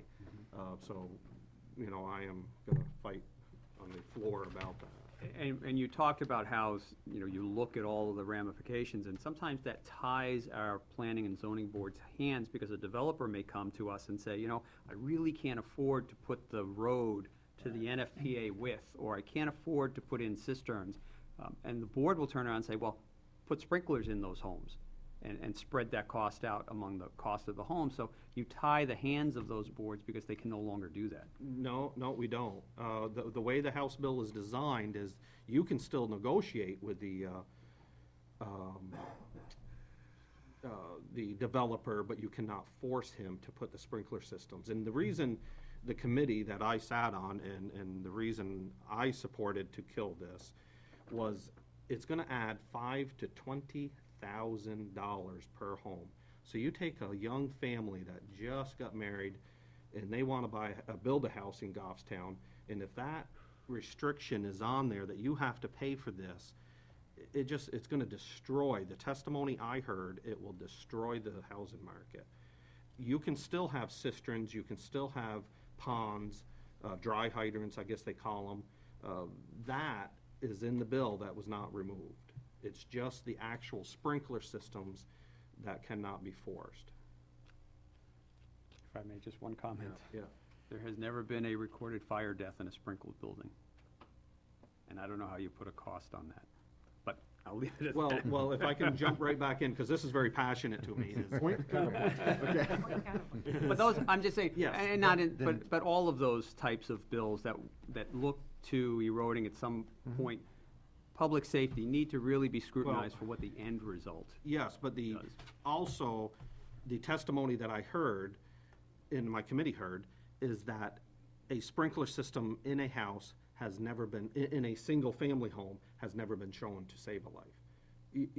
Because what we do is the systems we have now with the fire alarms and everything else, that gets the people out. You know, do we care about the house? No, we care about the life.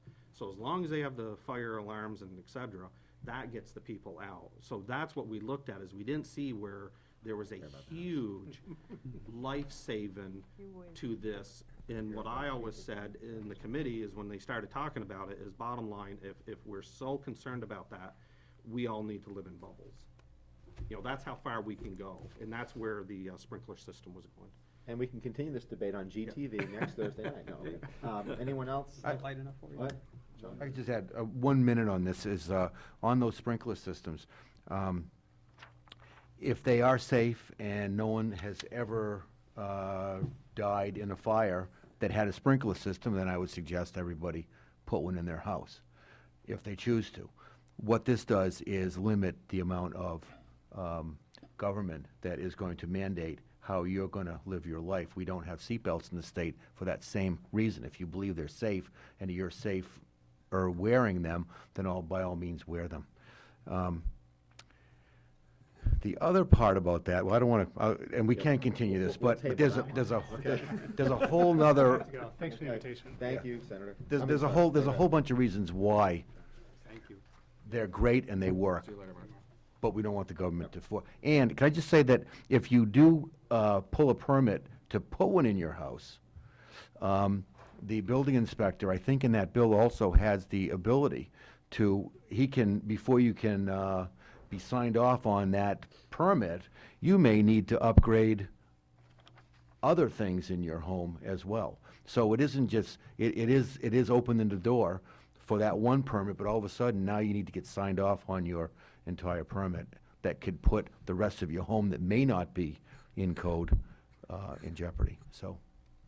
Yeah, just a follow-up, and I know, not bringing it up, as far as the retirement, I sit on the Municipal Advisory Committee at the Municipal Association, so I do get to see some of these bills before the board, and I do report back to the board here on that. There's probably a couple of different opinions here, but I can't not say, when we're all sitting here, is that towns and cities were enticed into the state retirement system. okay? We didn't go beating the door down to be in the system, we were enticed into the system. All right, moving on. Representative Burt, you did give us this handout. Would you mind just speaking to it, if you would mind? It's, House Bill 316, Yeah. assessing. Here, Senator. Oh, you do, okay, thank you. The notes on top is just my notes. I kept track of what was going on. Originally, this bill was killed. It was ITL'd on 2/24. The vote was 14-1, I believe it was. But then it came back to life. The Representative Patton added an amendment, which is Amendment 2011-0533H, and that did pass 13-2, I believe it is. No, 14-1. So the amendment is in, and now it's going to go to the floor, and it will probably pass there. And what it does is Representative Manouse's intent was not to allow assessors into the home. I think there was 25 states that do not allow that. So more than half the states in the country do not. They wanted to make this the 26th state. The committee had, some of the committee members had a problem with it, so they ITL'd it. Then some of the committee members go, oh my God, you know, we're gonna look bad, so they brought it back, which I think they should have looked bad, but. At the end, what ended up happening is they passed this amendment, and what it does is it does still allow somebody to say, you know what, I don't want you to come in my house. And then the, whatever board it is, the assessors, would have to say, well, how do we know what's in your house so we can tax you fairly? I can give you pictures and videos, and I can hire my own assessor, and if that's okay with the assessor, then he signs off, everything's happy. But what this amendment does is it still gives the town the right, if they want to go into the house at the end. The homeowner still can say, look, at the door, I don't want you to come in, please, thank you. Then the assessor would have to go to court, but what the old system was, is that the property owner, once they refused, lost all rights to appeal. What this bill does is it will give the homeowner the right to appeal. And then that's what the end result's gonna be. But the bottom line is the assessor will still, at some point, have the right to come into the house. Any questions? I could add, while this legislation would see to it that individual homeowners do not lose their appeal rights for a property tax abatement if they aren't able to show their home inspector around their home for an appraisal. While we certainly would prefer to have people show their homes to make an accurate appraisal, today's busy schedule is not always possible, and it shouldn't deny homeowners from their ability to appeal. The county and municipal and county government committee favorably recommended this bill to pass, and I also expect the House to do the same. Yep. Can I just play devil's advocate for a second? People's busy schedules, it's once every 5 years. Sure could be. I'm just saying, I mean, it's not like they're asking to come in like once every 3 months. I mean, you know, it's, Well, I don't know. a lot of people aren't home during the day when the inspectors may be working, 'cause I don't They've know. done it on a week, I know they did mine on a weekend, but. Weekend evenings Yeah. sometimes. We do whatever we can to accommodate people. And I I think. understand. We just don't want them to lose the ability to appeal if they I think are that's- not I think available. that, again, we did not really discuss this as a board, I'll just state my own opinion, is that,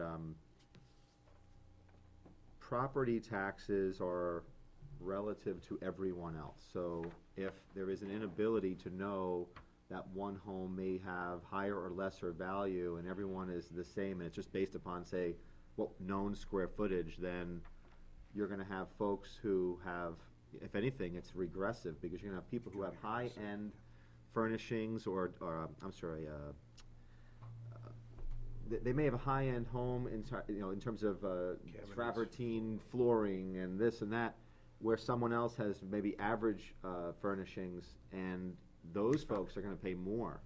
So in essence, I think it almost penalizes, or it's regressive to perhaps those who may be more modest in terms of their means. It's just, and intuitively, if all I knew was that it's a 1,600 square foot home, and one of them is, decked out with all the whiz-bang, granite countertops and hardwood floors and you name it, and steam showers, and another one is just, it's vinyl and laminate, well, then those folks are gonna be paying presumably more money, because all we're gonna be looking at is potentially square footage. So that's a concern that I personally have.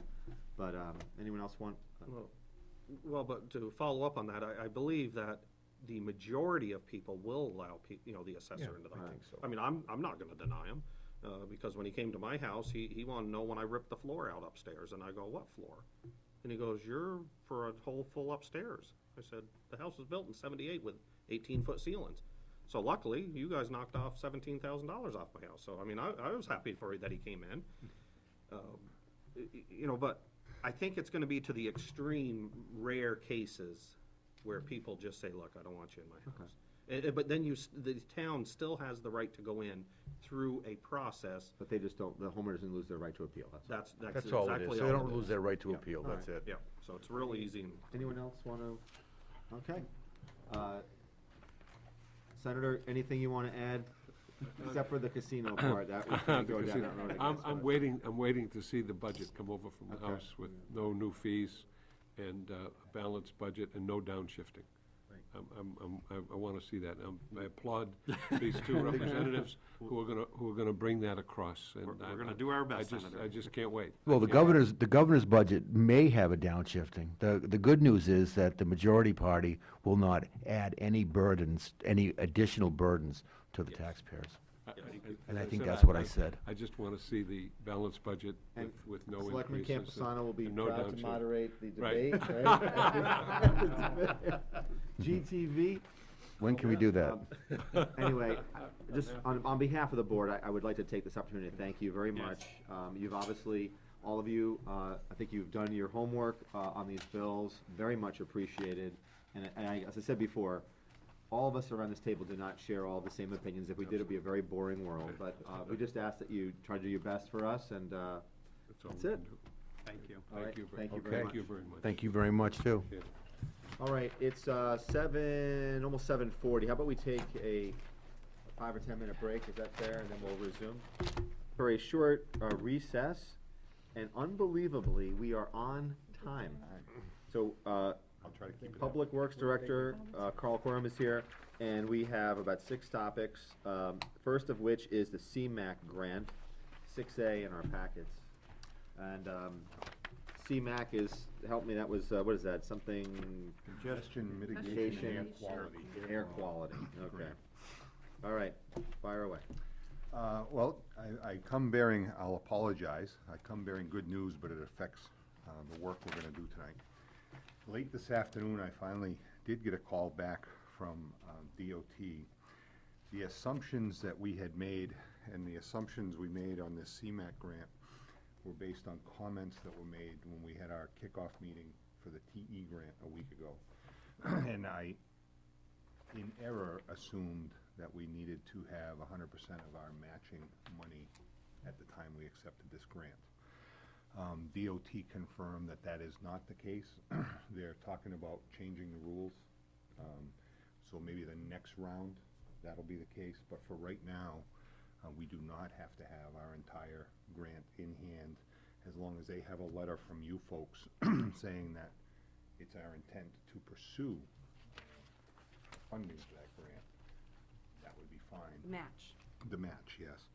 So just to review real quick, the CMAC, we were awarded, this was for 2 intersections. It was for the Main Street, High Street, Elm Street intersection, as well as the roundabout at Pleasant Street and Main Street, South Mass.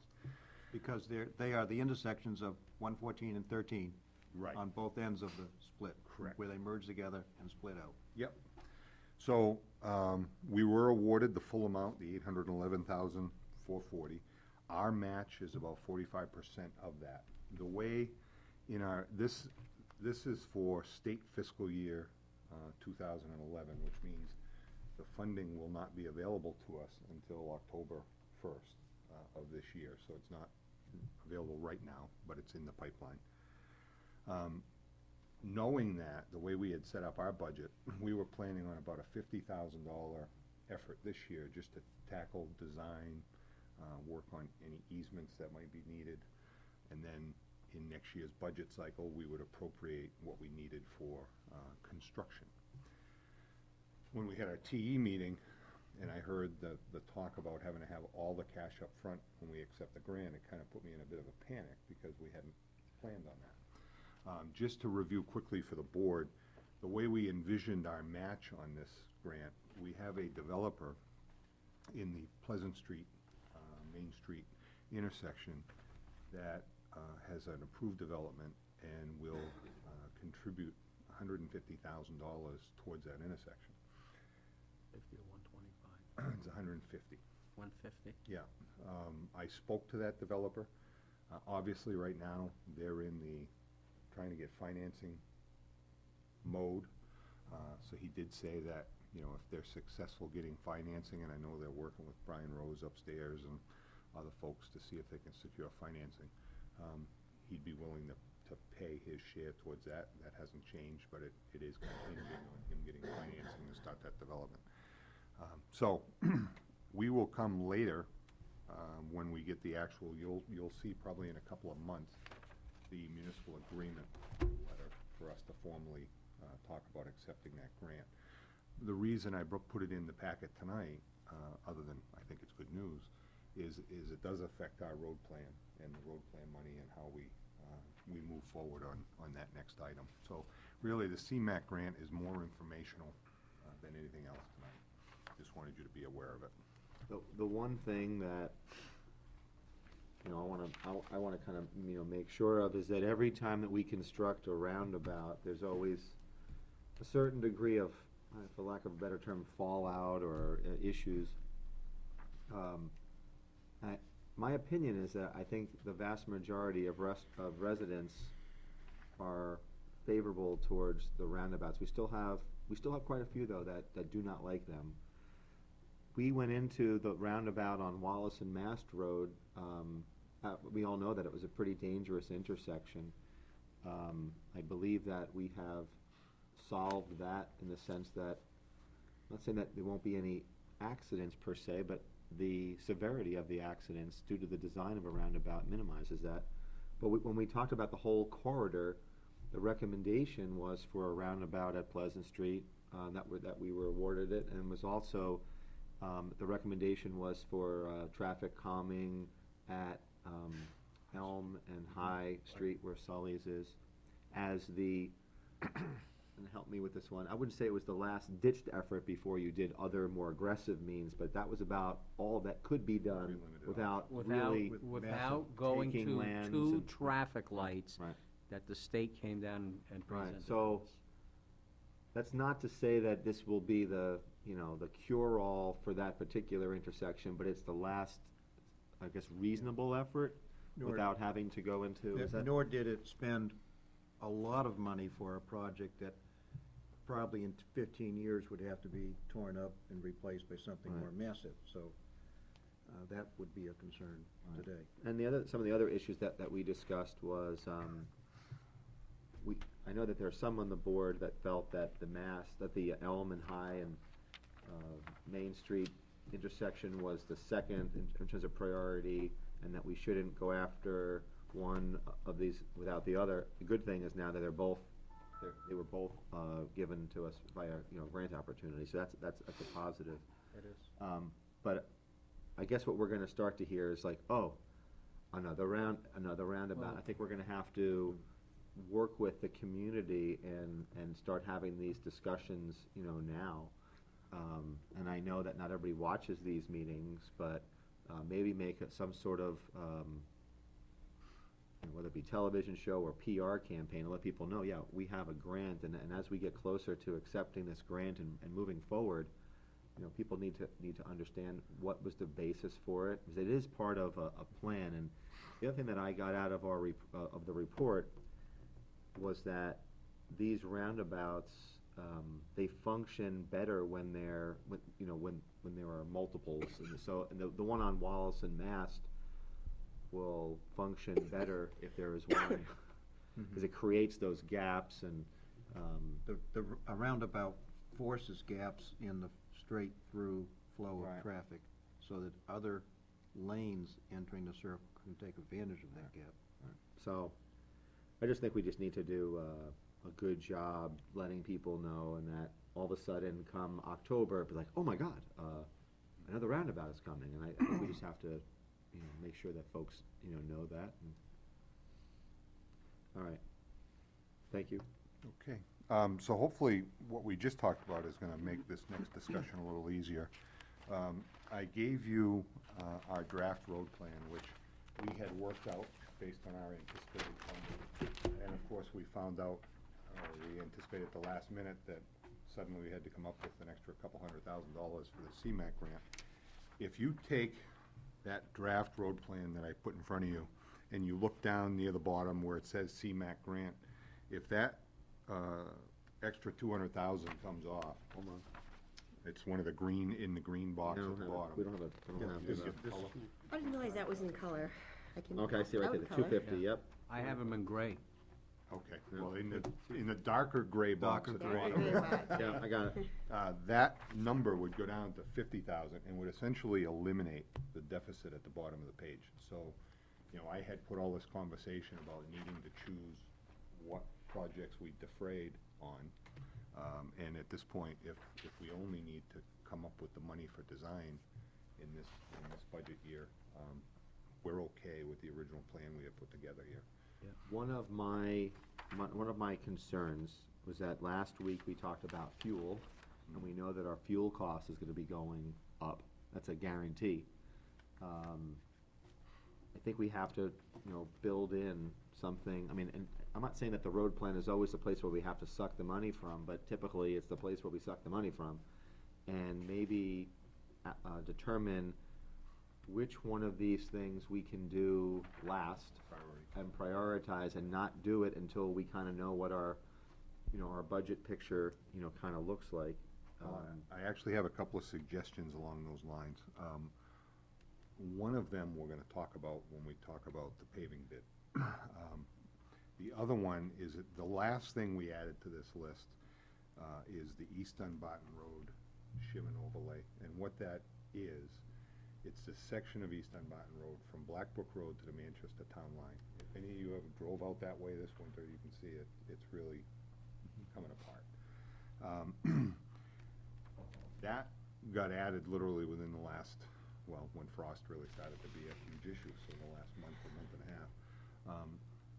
So it wasn't part of our plan to have the time to do that, and much like Leach Hill Road was for us last year, at the end of the season, we got a really good chunk of Leach Hill done. We would hope to do the same thing. The other thing that I want to point out to the board is we actually added a contingency line to this plan. Last year, we added, because of the ARA projects, we added a contingency for drainage on Mast Road, if you remember right, and we ended up not having to dig into that for that purpose. But we thought it was prudent to have, especially with all this talk about gas prices and what's gonna happen to, we all know what happened last time to asphalt when petroleum jumped up a couple bucks a gallon, and if we get anywhere near $5 a gallon by Memorial Day, which is this thing I keep hearing in the news once in a while, we know what's gonna happen to the road plan, to the asphalt prices. So there's a couple areas that we, in our thinking, kind of built into this. I think we've got flexibility in between the contingency and just the simple fact that, and just purely for planning, that shim on East Dunbarton Road will be probably the last place we end up this season anyway. And we really would like to get it done because we know how bad it is, but that's a contingency nonetheless, if we found later in the season that, you know, the prices were out of control, or there was another reason we had to hold back, that's the area where we would be able to look. All right, so it looks like we are addressing the worst part of Addison, Yes. which has been historically pretty horrible. I'd like to inform the board that I drove every one of these maintenance overlays, wear course project sites, and reclamation sites today. My car survived, but my stomach was topsy-turvy for an hour afterwards because of the rocking of the car. So yes, these roads need the work that Carl wants them to do. And I think there was a recognition of that just by the vote. I think folks recognize that, you know, having quality roads is important. All right, so let's talk, we have some questions to the plan. Nick, you've got one? Just a quick question, Carl, on all of the drainage roads, Roy Street, Pershing, Ridge, what has changed? Is the scope increased on those? Just, you talking about the math? Yeah, the price increases from Yeah, the prior. drainage, we've built in the drainage cost as well, the drainage pipes, because a lot of those, there's just no drainage. So in each one of those projects, we've actually gone up and estimated how much pipe we need to buy and how many structures we need to buy. So they're a little higher than just a regular price of a reclamation job. Well, I'm just Higher saying than from, last year? like, last year you were planning on doing the drainage pipe installation, and I'm looking at these costs, and they've dramatically increased. Yeah, I think we've just tightened them up, tightened up the numbers, more accurate numbers this year. That's the main thing. I'm just curious as to one of them, Carl. Can you go down to reclamation? Yep. On the reclamation projects, there are some roads that are contractor project, and then there's others that are town reclaim. Yep. And if you could just kind of help me understand something here. On one of them, contractor project, 2,000 square yards, $154,000. Yep. Then I go to the next one, which is Addison, Tanninger Road, Longbrook, Town Reclaim, 7,545 yards for $14,000 more. Right. So we're gonna reclaim the road, and then and obviously a company's gonna come by and put the asphalt down. Right. But we're gonna do 3 times as much for. Much more infrastructure in the first street Right. listed, because you Sidewalks. have sewer, water, sidewalks, curbings. And Addison keep would in- be just the road. Yeah, and And keep in mind, when I culverts. say town reclaim, Right, this is like what we did on, Tibbetts what's the Hill last or one? others? Snook Road, okay. Tibbetts Hill, Right. well, Tibbetts Hill where we reclaimed. You're not paying for the labor and the profit and overhead. No, I understand that, I'm and just, equipment. You're paying for materials. so, on the contractor project, that includes sidewalks and all the other? Mhm. Okay, Curbing, sidewalks, sewer, as well as a joint project with the water department, Right. water Okay. precinct. Right, because there are no sidewalks on that road. so there, but there will be and then they'll be, I guess, compliant with our Yes. Bobcat and all that fun stuff, okay.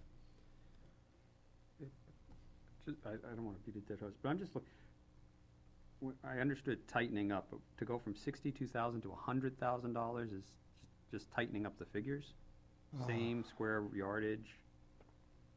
Well, it formally adds the drainage work in.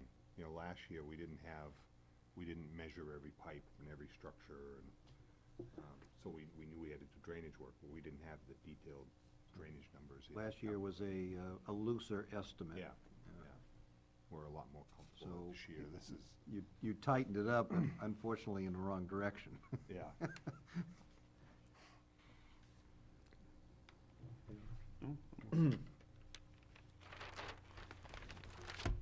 So Carl, if I understand it, the mathematics on the sheet that you had provided, because your sheet proposes some options to us, if the 250,000 is reduced to 50,000, then that bottom line, the real bottom line of this whole sheet, where you might have been 178,000 short, Yeah. really comes out to be 12,000 added to the contingency line. Right.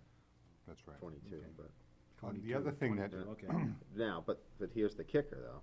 22, but now, and you're saying that East Dunbarton Road shim, that is the one that we may not do because of the fuel and whatever other, because you've got a contingency built in here also of 150,000. So I'm just trying to, I mean, as the board, you remember last year, we came in every month and we had, we updated this as we went through the season.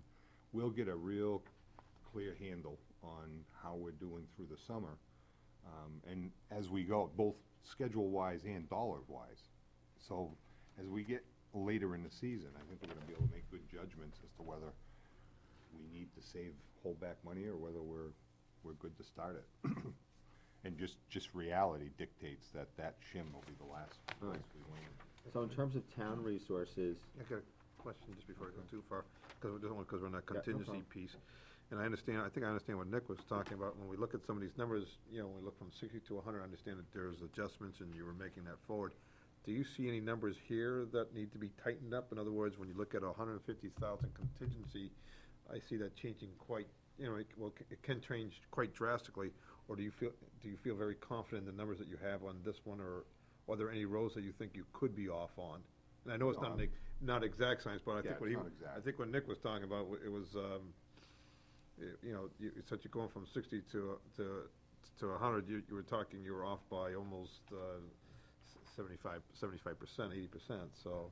Well, and, the work that we did last year, every year we learn from, how the jobs come out. So our estimates, I think, get tighter and tighter and tighter each season, and so I'm as comfortable as you could be with these numbers. And, at the end of the day, some of them may be a little under, some of them may be a little over, but I think our track record shows that, at the end of the season, we end up in pretty good shape. So you think that definitely that 150 is a strong number? All right, thank you. Yeah, thanks. When do you do your newsletter? You do it twice a year, don't you? Well, when we did them, Like, tried to do them. Well, the reason why I say that is I'm just seeing a recurring theme here.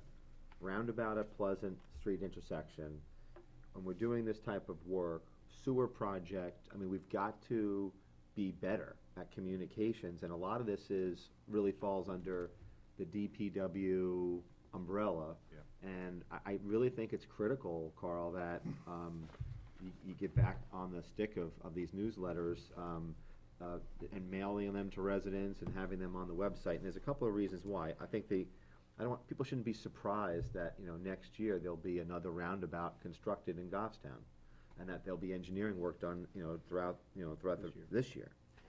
People have a lot of questions, and they're gonna say, why are we putting another top coat on Wallace Road?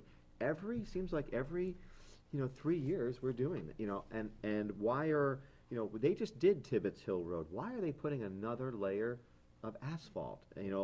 People don't understand the wear course. They do not understand the maintenance overlay. Right. They don't understand it. And I just think that's where there has to be greater clarity, because I don't know about the rest of you, but I get a lot of questions from people like, I can't believe that my road is falling apart. Right. Well, actually, I get it from my neighbors, because my road is falling apart, okay? And they wanna know, well, why aren't you fixing my road, but I see you putting a top coat where we just did this, road. And, I understand that, but I think if we can do a better job communicating that, whether it be newsletter, a television show, something, that really tries to explain that, because that comes up just, I don't know, do you guys hear the same thing at all, or? Well, let's answer the question Yeah. right here tonight, because when we reclaim, it's a 2-year project. You reclaim 1 year and you put on a wear course the second year. Right. And that's where you're alluding to is There's a reason people for it. lose track, but- the fact, we saw paving on this road this summer, and now they're back the next summer. And that's always the follow-up second year for the wear coat, and that's what you were just talking Right. about. But, So I wanted to answer the right, question yeah. that you The threw out there. The maintenance overlays, those are very inexpensive. It's what, I don't know, half an inch or something, or an inch or something that goes. The road is already showing Yeah. just great distress, Right. but with a I new agree. surface, it tightens it up. All right, so But I'm just saying, it's those, we know that, and maybe so Hasn't now broken. the 100 people watching on television may understand it, but then there's the other 18,000 people who don't. Point of information, you didn't explain why we do it in a 2-year process, that we let the road go Road, through the right. winter season and the frost and thaw cycles. If there's any You know, issues, the you're other- able to correct. The other thing, just to, when we used to do the newsletters, we did not have the web page that we have today. And the answer to what you just raised, there's a real nice video on the degradation of a road on our website, so people can click on that, and it walks them through that entire life cycle of a Right, the road. thing that I'm trying to get is that I don't necessarily, even if we don't do something, and we mail it out, certainly the ability to post it Yeah. on the website is one, and having it being a feature on the right on the homepage. And the other thing is that the Goffstown News has been very good to us in terms of, hey, if you wanna write an article or write something, there's your quick, why do we do this with our roads, and just explain it, and I think that would go a long way, so. Well, and I'm not disagreeing with you, I think Okay. definitely we should. So your deadline for that would be when? How Very about soon. by May 1st, can you get something Oh, written? absolutely, yeah. Okay. He'll be well into, he'll be Right. starting the wear course paving by then, if we follow the rest of Yeah. our agenda here. The only other thing that we didn't. We got that in the minutes, right? The only April other 1. thing that we didn't As long as hit it's not on, May the 1, Ides I of heard. March. May 1. Yeah. Yeah. the only other thing that's on this that I wanted to highlight, and it's in yours on the dark gray box, is the Pine Ridge Drainage Project. I have a question on that. The Yeah. other piece of the ARA project that was cut. The state did, we talked about this and waited and waited and waited for the town of Plymouth last year to do what they were gonna do to free up the money. That money is available to us, we just need to decide if we wanna take advantage of that. What our intention is, and what we've talked to DES about, is we would go out to bid. It would be a whole new project. It would have to have all the ARA requirements, but we would put it out to bid. We estimate, there's two issues. One is, part of what we ran into with that project last year was, there's a conflict with an old water main that goes through that same right-of-way. And the way it's designed currently, the water precinct pipe would have to be replaced for our drainage pipe to go in there. That was something we weren't aware of when we did the original design. So we're looking at, is it cheaper to deal with replacing that pipe, or is it cheaper to just do a slight redesign and move us over in the right-of-way? Obviously, we would make that decision, we would go out to bid. The estimated cost to do that work today, not when we went out to bid 2 years ago, but today, is probably about $160,000, and there'd be some cost for redesign and moving it over. So what you see in here is a $75,000 number. That anticipates the $114,000 from ARA as well, so, which we got authorization for at last year's town meeting. With this being, with the restrictions of the IRA funding in, restrictions on the town as to the wages of the contractor and the certification of all those aspects of the contractor, is there a potential that this could go a local contractor? Yes. More potential? Equal potential. Yeah, the drainage was, Same- the drainage project, South Mass, was relatively large in scope, Yeah, so this is a much smaller project. that enticed other, firms to bid on it, but didn't really entice the local firms because of the restrictions. Right. The one thing that is still there, though, and we just need to go into it with our eyes wide open, the low bid requirement is still there. It's not gonna change, it'll still be there, so, yes, it's a And that's smaller part of the, project, our local that's contractors. part of the will rules bid on that it. we have with accepting the grant. Right. Okay.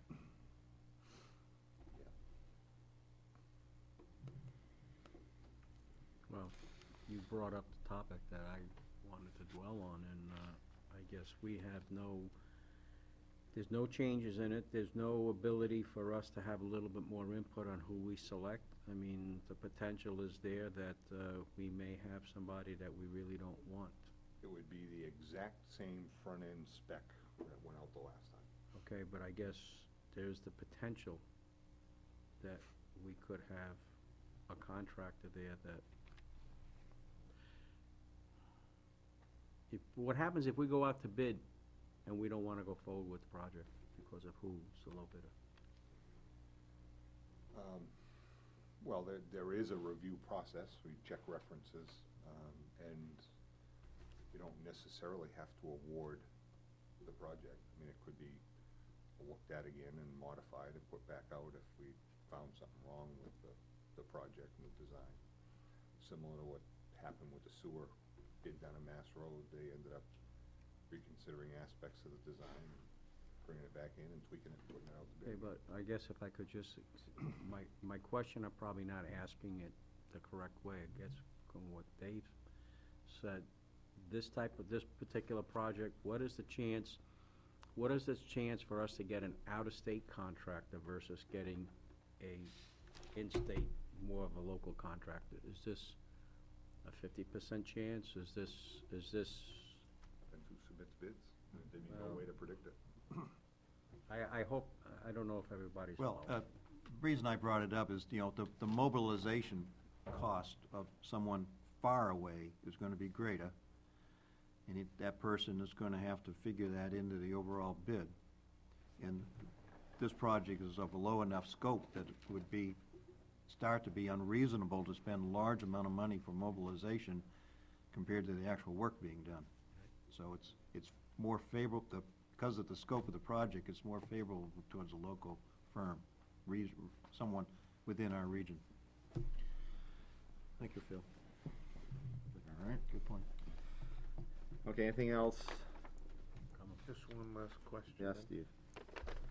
Steve? Regarding that, we're coming into it, and the thing came up last year, those traffic lights, did we cancel that order and order another Still- set? It's still on order, waiting to be. So, I'm gonna ask the next question then, when do we expect them? Will we expect it expected them before this, last year. I understand Yeah, that, so, before the construction season, before the so we can construction save some money? season, save some I money, don't, mean, I honestly, if not, I I would don't say- expect to ever see them. then why don't we just When we cancel the cancel order the then? order then?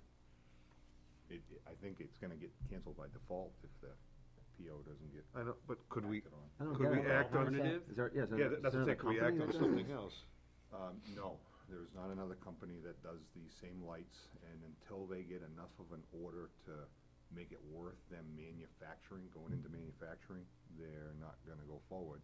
So it's just sitting there, waiting for like 8 more orders, and then they'll produce Well, more. I recommend that we perhaps wait 3 months. We don't make a decision tonight. You know, one of the things that I'm gonna suggest Give is, it one more go.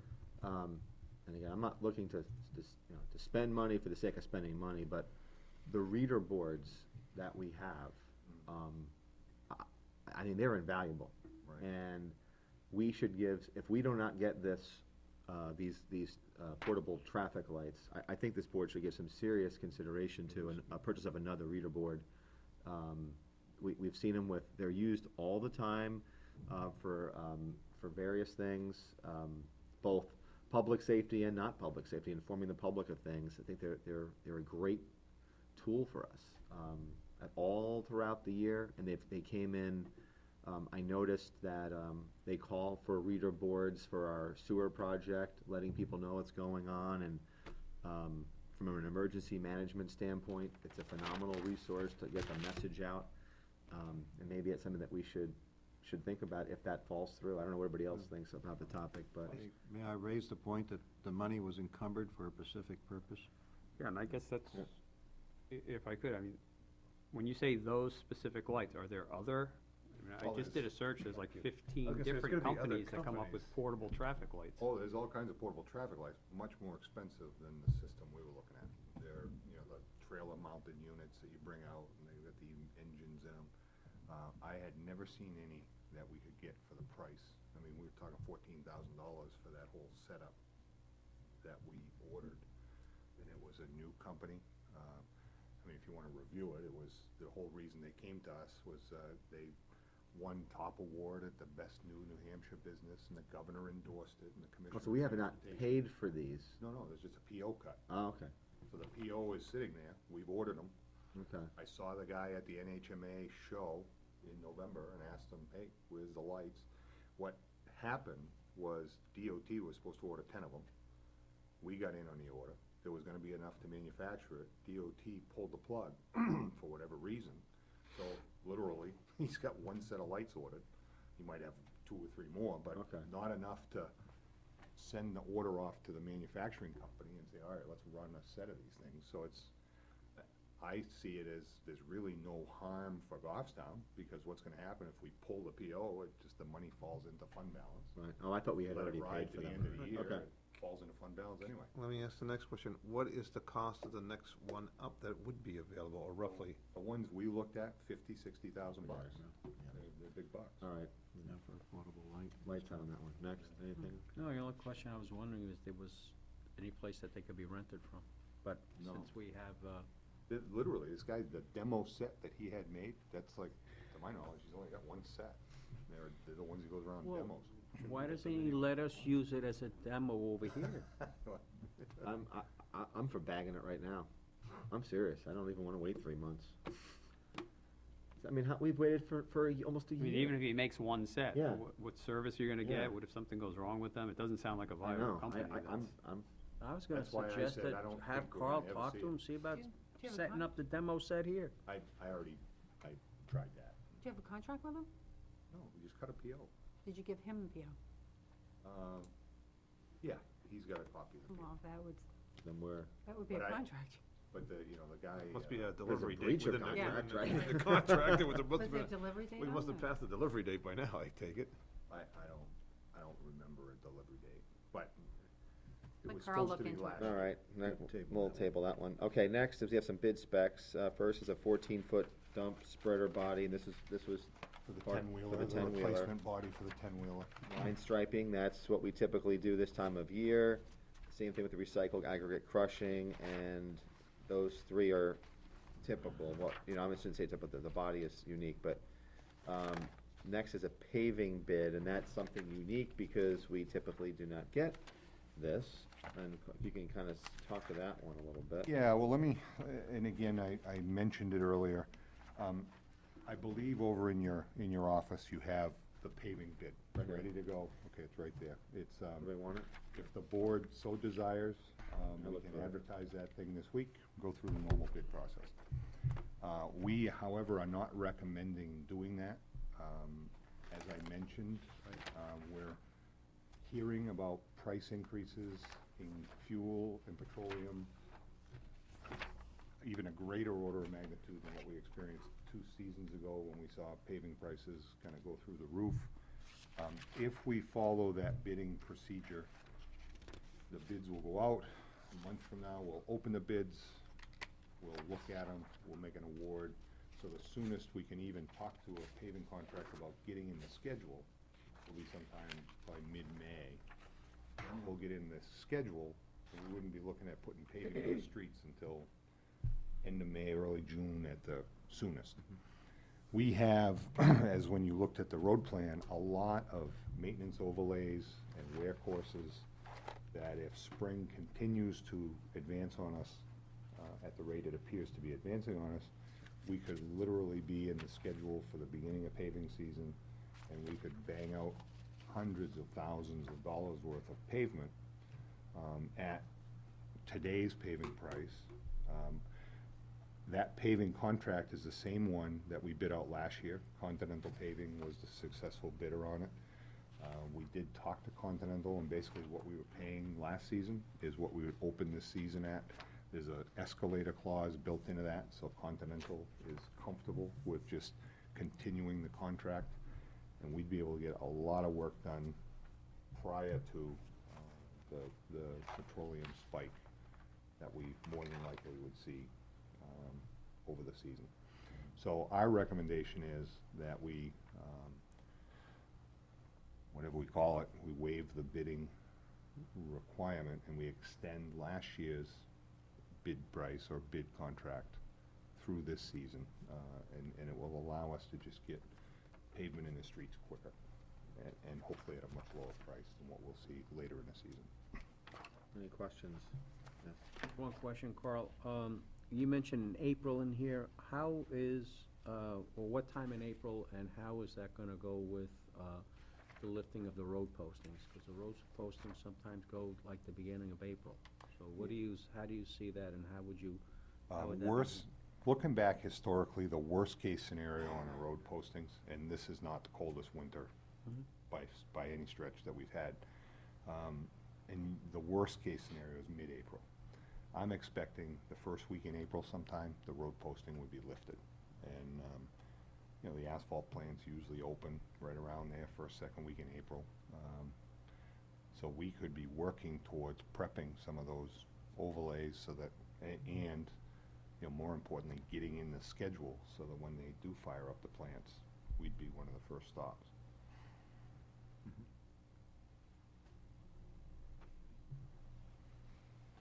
Anyone? All right, so this particular issue, we'll just go through these things line by line. And I think we should take motions, we have to do motions on this one. First would be the bid specs on the 14-foot dump spreader body. Need a motion to proceed with that. Motion to proceed with the, releasing the bid specifications on the 14-foot. Is there a second? Dump body. Second. Any discussion? I'm not hearing any. All those in favor say aye. Aye. 5-0. Next one is need a motion to proceed with the line striping bid. Motion to proceed with the line striping, 51 miles of double yellow lines and 38 miles of white fog lines. Second. Any discussion? All those in favor say aye. Aye. 5-0. Next one is the recycled aggregate crushing. Need a motion to proceed with that bid. Yes, motion to proceed with the aggregate crushing. Is there a second? Second. Any discussion? All those in favor say aye. Aye. All right. Next is the paving bid. Essentially, this would be an extension of last year's contract. There is an escalator clause in there, I guess, so that would protect Continental, I guess, their interest should petroleum prices increase. The benefit to the town was that we would lock in, I guess, at last year's pricing for at least the first month or two? Well, I mean, I guess my concern is this, is that we do this, right? And now in a month and a half, they say, oh, prices went up, sorry. well, and that's what, if you remember, when it happened to us a couple of years ago, liquid asphalt's the last thing down the line. So if if gasoline and diesel prices start to ratchet up, there's a delay, but the refineries will tighten their refining process to get more gas and diesel out of the crude, leaving less waste product, which is essentially liquid asphalt. That liquid asphalt, as the summer demand for asphalt increases and the supply decreases, the price for liquid will start to go through the roof. That won't hit until midsummer. Can I ask, why don't we do this as a matter of course? Why don't we put, I mean, if we know that we're gonna spend $1 million hypothetically, whether we have a default budget or we don't have a default budget, if we know, and then why wouldn't we simply play those cards in February and then put it out to bid, and then you get your lowest price, and I have said I that don't- year after year. Why isn't why do this we wait? prepared and put out prior to any start of the season? And then we are the It first. says it's subject to Right. funding. Well, and I'll tell you, that's been sitting on a shelf since last year. We could have easily done it.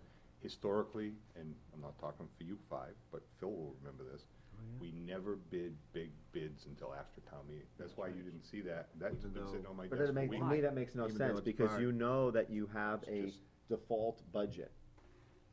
And I don't understand that. I can understand, going through the deliberative session or something, but Oh, no, go ahead, Ned. Well, it puts us in a position where now we're kind of backed into a corner to say, well, we'll give it back to Continental, and then you get all these other people saying, Why'd you do why didn't that you go out to for?" bid? Right. Well, I wanted to be clear, I mean, that's why the bid is sitting there.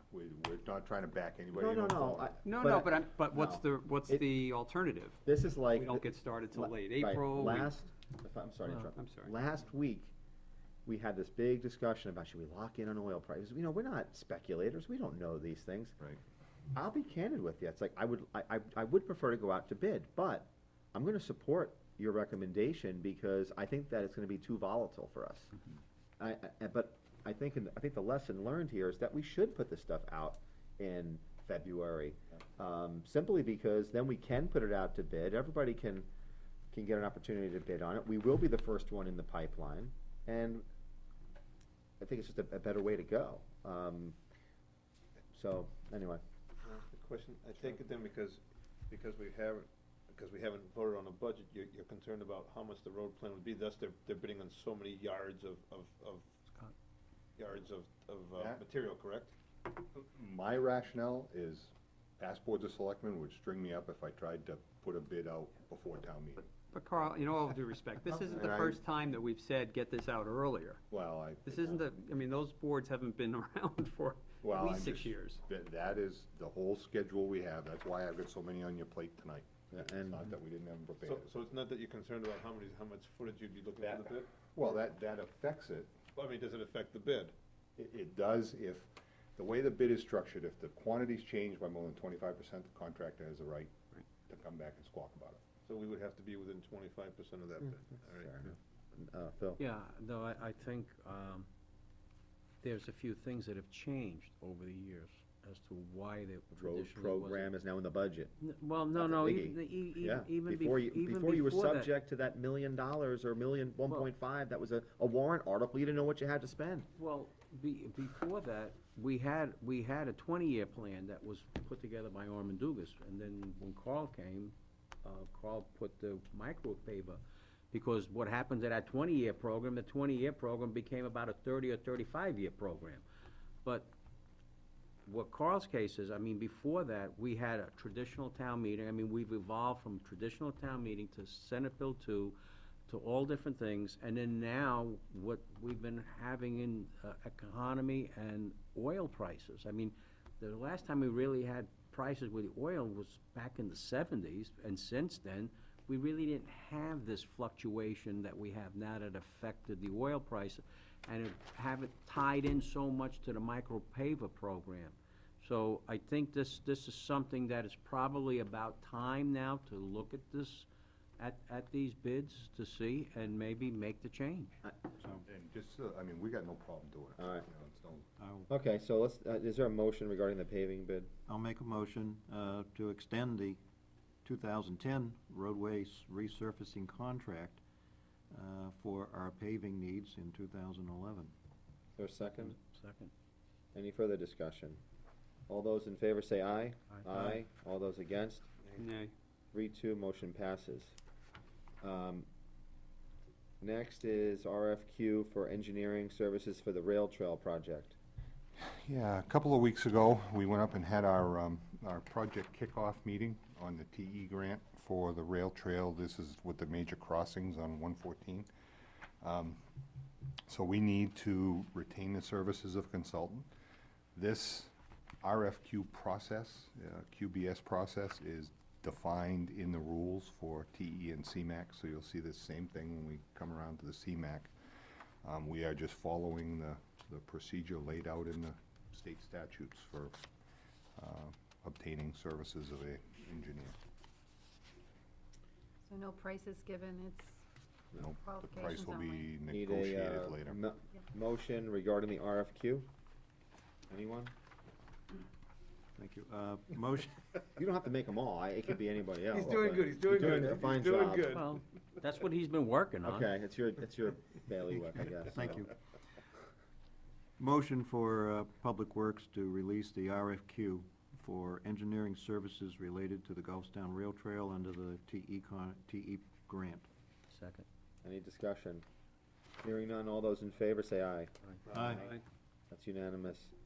Next, E, construction season work schedule. This is a perennial fan favorite.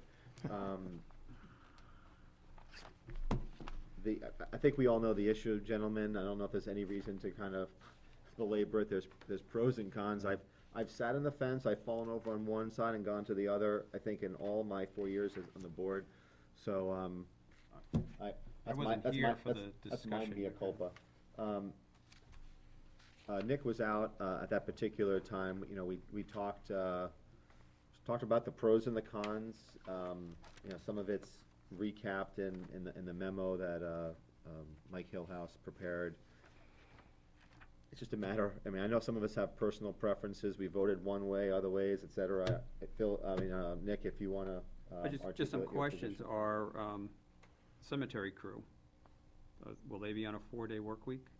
Yeah, and what we're, I think what we're looking at is staggering the cemetery crew with the rest of the crew. So we'll Has have anyone- 5-day coverage, which is Has gonna- anyone approached the cemetery trustees?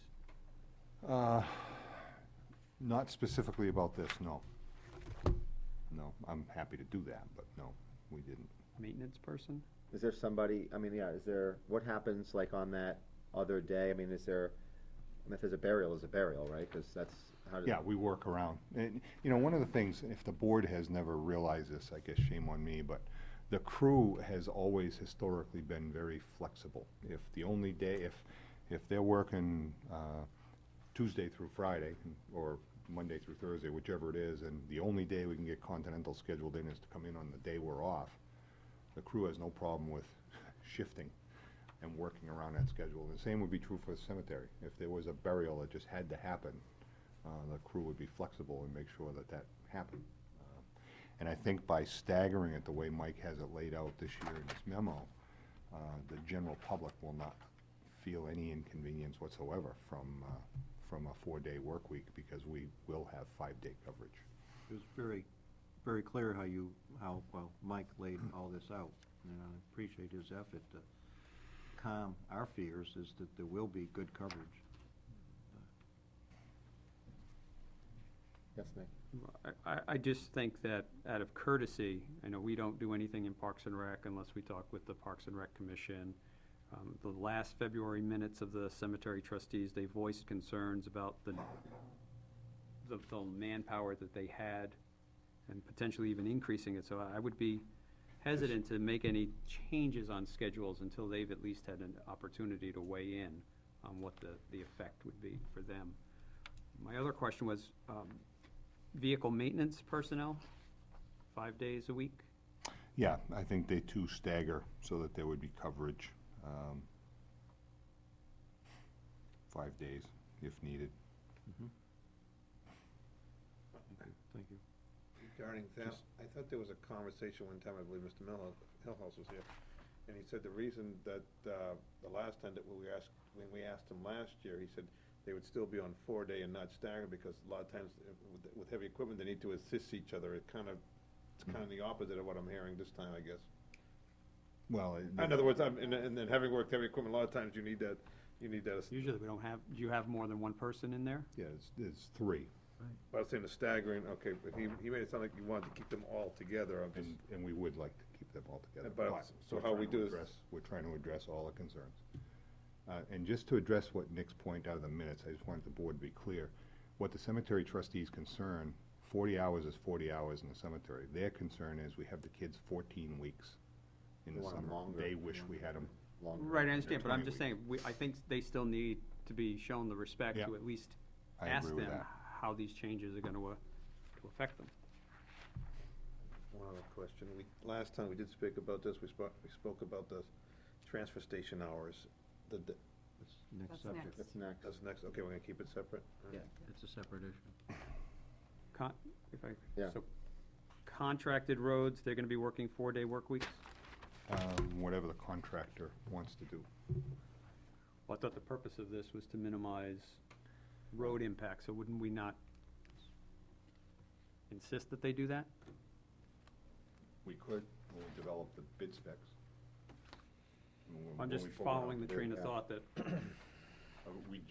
Contractors generally work They rarely work. 5 10-hour days or 6 10-hour days. I mean, they work more than 40 hours. So if they didn't work longer days, they would go to another job on Friday or something. But if we wanted to minimize the impacts on our roads, we could dictate that.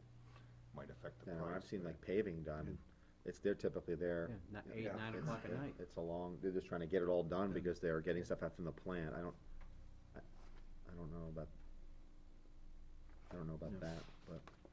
And Carl, you're usually at really the beck and call, like of Continental Paving, because they're trying to schedule their crews in the whole region. That's right. And they'll call you with a 6-day warning, saying, Carl, we're If gonna we're be in lucky. Goffstown on Road A for 2 days next week. Be Right. ready for us. And you don't have any flexibility on that. Right. 6-day warning or something. If we're lucky, it's 6 days. So- What's the And you- reason and then? you said that doing if this? it happens to be that that's the 5th day of when the crew, you know, you're, like in this case, on Friday, then you can still have the flexibility of the crew will accommodate that. Right. Because you do have a short warning. Right. And just, Scott, if it's, I mean, just to address Nick's, the purpose for doing this for our crews, and I'll come out and say it, it's a good thing for both parties, so I recognize that the guys benefit from this as well. On our jobs, it would minimize the disruption. Our jobs, like Addison, we would encumber the traffic 4 days instead of 5. So that's what we're talking about. When we say coordinating with contractors, we're talking about our subcontractors, Continental, or Fitzgerald, or whoever we're working with for contractors. When we put a road out to bid to a contractor and somebody like John Neville gets the whole road, we don't dictate their schedule. It's all on them. They work at their own pace in accordance with the bid they put together. And we But saw we're that, talking and we about- saw that last year where sometimes they wouldn't be there for 3 to 4 weeks. Right. Yeah. So it's So yet the traffic was still, you know. a mess. yeah. I mean, I see both sides of this thing, so. Anything, anybody else have any follow-ups? Are there any motions to table, proceed? How does the Do board we- want to proceed? Do we need a motion to Yes. allow him to We work to typically, this schedule? I think we typically take a vote on this stuff, and that's what we've done in the past. We don't, Well, yeah, okay, I make a motion to implement the 4 10-hour workday schedules as presented to us here, contingent upon you having a satisfactory talk with the cemetery trustees. I'll second it, but I have a question. Are we talking option 1, 2, or 3, or what are we talking? I would leave that up to the department. Okay. We don't need to micromanage that one. Okay. Yours I'm was fine. yours was a second? Yeah. Okay. Any further discussion? Not hearing any. All those in favor of the motion, say aye. Aye. All those nay? Aye. 3-2, motion passes. Next is transfer station work schedule. Yeah, this is purely in response to a discussion that the board had a few weeks ago. Apparently, the board has received enough complaints about having access to the transfer station in an evening.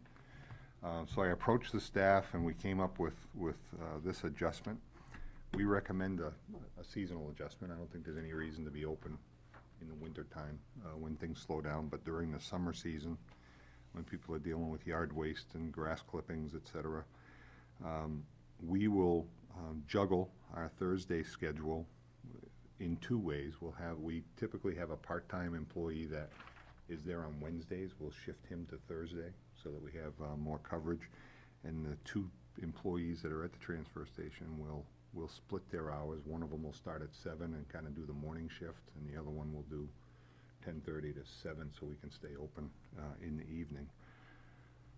And I think, what did we say here? We would do that. The dates are flexible. We put April 15th to November 15th simply because it lines up with other dates in our cycle. You know, the street opening permits and all that stuff. But, you know, Sue made the point that, you know, maybe Memorial Day, we could start on Memorial Day. It really doesn't matter to us, whatever the board thinks is convenient. I do know that the end of October, it starts to get dark early, so. All right, any, Question, first of all, thank you for showing that it is possible to adjust these hours. How would you advertise this to the residents? 'Cause In the newsletter that we're doing, and on the Yeah, website, and on the by May TV show 1st. and everything. in TV show, okay. As well as, you know, the sign The that's sign. down there at the Right. transfer And the station. and the reader boards that we have can also possibly do that.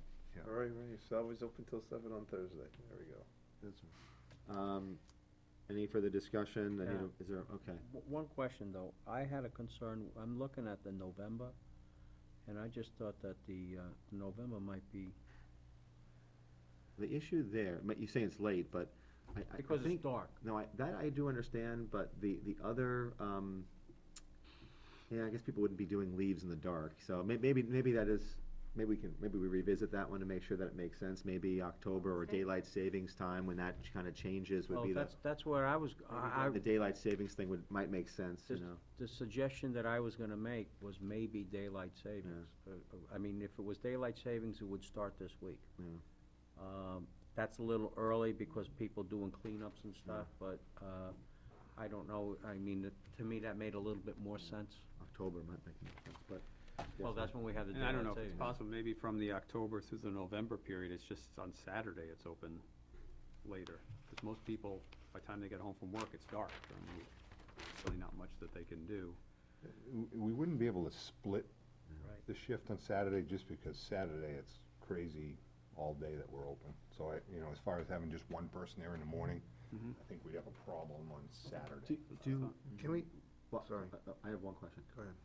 Do we have any data in terms of how many people get weighed at the transfer station or go into the transfer station during hour intervals? My point is that, do we know that hypothetically on a Saturday, because it opens up at 7 o'clock, do we know that we have 30 cars between 7 and 8, 60 cars between 8 and 9, 100 cars, and I say that because maybe we should think of, if we did have that data, maybe the data would suggest that we should go from 8 to 4, or as opposed to, say, 7. That Great. was my point also. The only data we would have is scale tickets generated. So if you drive in, you drive over the scale house, but if all you have is yard waste, he just waves you on and he doesn't. pay Right, and I guess I think I can appreciate sometimes the during the week 7 o'clock, because you're dealing with some contractors, and I'm not saying that contractors don't work Saturdays, I know they work Saturdays, but what is the best thing for, the community, and is 7 to 3 on a Saturday the best thing, or is 8 to 4 better, or, that type of thing? 'Cause I'm only gonna speak for myself, and when I do some things, I'm doing stuff, and then all of a sudden, it's like, oh crap, I'm Close sorry, to 3 it's, o'clock. it's 2:30, or I gotta rush, to get in there, and if I had an extra hour or two, it might, gives you a little bit more flexibility, but again, that's only me, I don't. Well, it's funny, just from experience though, what I think we observe, and it'd be interesting to try to get the data, but there's a bunch of early risers. Yeah, so yeah. You could open You a get gate at both, right? 6, you're Yeah. gonna get a big slug of Yeah. people at 6. You open at 7, there's gonna be, doesn't matter what time it opens, you're gonna get a bunch of people lined up waiting to come in when it opens. And then the same thing is the guys like you that Yeah. come in right at the end. Wake up at 9, have your coffee, watch a little TV, then go and do your yard work. But going back to this, that's an early riser. This guy's on the road at 7, getting to the dump for 7:30. I mean, that's an early riser on the Did the night weekend. before, yeah. And one might argue for Saturdays, for people who do their normal lawn maintenance or cares, et cetera, and I appreciate the idea of going Thursdays and going through that summer season. That Saturday, there's just that part where I totally believe we should rotate that a little bit and up from going from 8 o'clock on. Well, I mean, as many a lineup. But I'm leaning, let's do do one at a this, time. do this one first. Yeah. Oh, let's not do one at a time. We're talking on half an hour here. Half an hour? I mean, instead of 7:30 on Saturday, go there at 8. 7:30, it's 7, isn't it? 7. Well, the staff is there at 7. 7 to 3. Yeah, but the dump, I'm talking the dump, What is it, hours it's 7:30? open. Yeah, it I'll opens at be 7:30. honest with you, I have not had an overwhelming amount of people complaining to me about the transfer station hours, honestly. And I don't even see why we're even doing it, but they came up with it, and that's the only reason. I I'd moved like to forward. think it's accessible to people, and we talk about the accessibility of government and services, if it's Monday through Friday, and we talk about this, and you're saying, hey, you have to be there by 3 o'clock on Monday, excuse me, not Monday, Tuesday through Friday, sorry, because Monday it's closed, I don't get it. I don't call that accessibility. I just don't, never will. And if you call that, that's good, okay? So all we're saying is that the one night late, and I appreciate the effort going till 7 o'clock, and we're just saying and trust me, if you do go to the dump, transfer station, try and be there around 2:45, 3 o'clock, and sit there, and you'll watch the people who pull in, and then they turn around and spin out because the gate's closed and they missed it. It's very difficult. You have some people who work half a day on Saturday, or by the time they get home, we're just talking a little bit of accessibility. The purpose of it is not for, hey, I wanna get to work early and get out early. The purpose of it is for it to have people who pay taxes within the town have accessibility. Can I address that? Hold, I got Carl, hold on. Carl raised his hand, and then hopefully he'll be the buffer, okay. Well, I just, Yeah. all I wanted It's to, all I not wanted that to big a comment is, deal. when we were doing the research, I just want the board to know, as the hours exist today, we're open more hours than any transfer station in the area, save none. Big cities, small Exactly. towns, any transfer station around, we are open and more accessible than any of them now. The other thing is, and this is just a prediction, if we moved it to 5 o'clock, there would be people at 5:15, turning around, spinning their tires, leaving, because it's those people rushing down at the end of the day. Doesn't matter what time the end of the day is, they don't make it in time. So that's just my prediction. We'll see what happens. And you're good Because now, the right? The city Well, picks up everything at the street. That was the point, because no matter what hours you change, okay? And we've gone through this in the past, no matter what hours you make, and you know what? I've never had a problem knowing that the transfer station closes at a certain time, and that if I wanna get my things done, I gotta be there by a certain time, and you do it. Sometimes you miss it, it's like, you don't put your trash cans out, do I call up and complain? I mean, there's another thing, why do we have the pickups that we have? Why shouldn't somebody be able to put the cans out anytime they want? Why only have it come by your house once a week? Okay, Why we're- not we're- twice a we're- week? Fucking we're good. apples and Wait, oranges here, wait, Phil, where are wait. you going? Time out, time. I pay taxes and I want the service, that's what you're saying. Gentlemen, Where are you going, Phil? I'm just listen, following the path, this- you're leading us down. gentlemen, we have a motion that is gonna be made. Motion that the transfer station remain open till 7 PM on Thursdays. Oh, my God. Is there a second? I'll second the recommendation of the Public Works Director. Okay, That's there not- is no other discussion, I That's not- assume, Let's not our hearts fall out here. okay? All right. All those in favor of the motion, say aye. Aye. Unanimous. Wonderful, thank you, Steve. Whoa, Imagine that. whoa, that was a big one. 2 hours, hold Oh, tight, wait, hold my Carl, bumps wait. on that Oh, one. wait a minute, that's Jeez, not- I'm Whoa, gross. whoa, one Hold more. on. I know the big shocker for the town of Goffstown. And, what else, Carl, you here for what else? Our favorite topic, demolition of 2 structures Yes. up at the base of the mountain. If is it possible that we could put that off until next week, because, Absolutely. I was trying to get everybody out of here by 9. Okay. Is that something that we can put What's so, off? what's so difficult about this one? What's so difficult We're about all this one? here.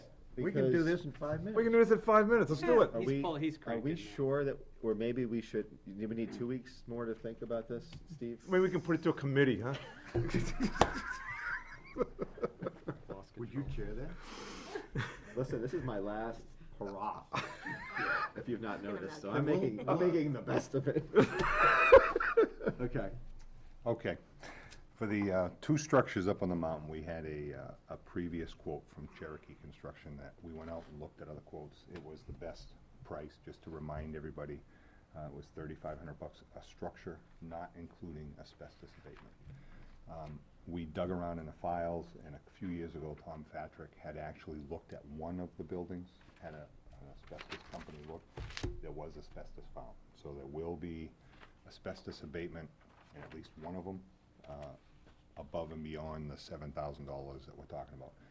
Nothing can be done until the snow is gone and the ground dries up a little to get equipment in there to deal with it. So from a schedule point of view, I know Steve doesn't want to hear this, but it'll be a little longer until until the snow is gone and things dry Steve, is out. that acceptable to you? I just have one question. Were we talking 2 structures or 3 structures?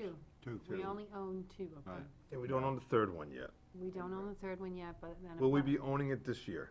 Well, just, I'm not looking for a message. We'll be owning it this year. We have not tax deeded it.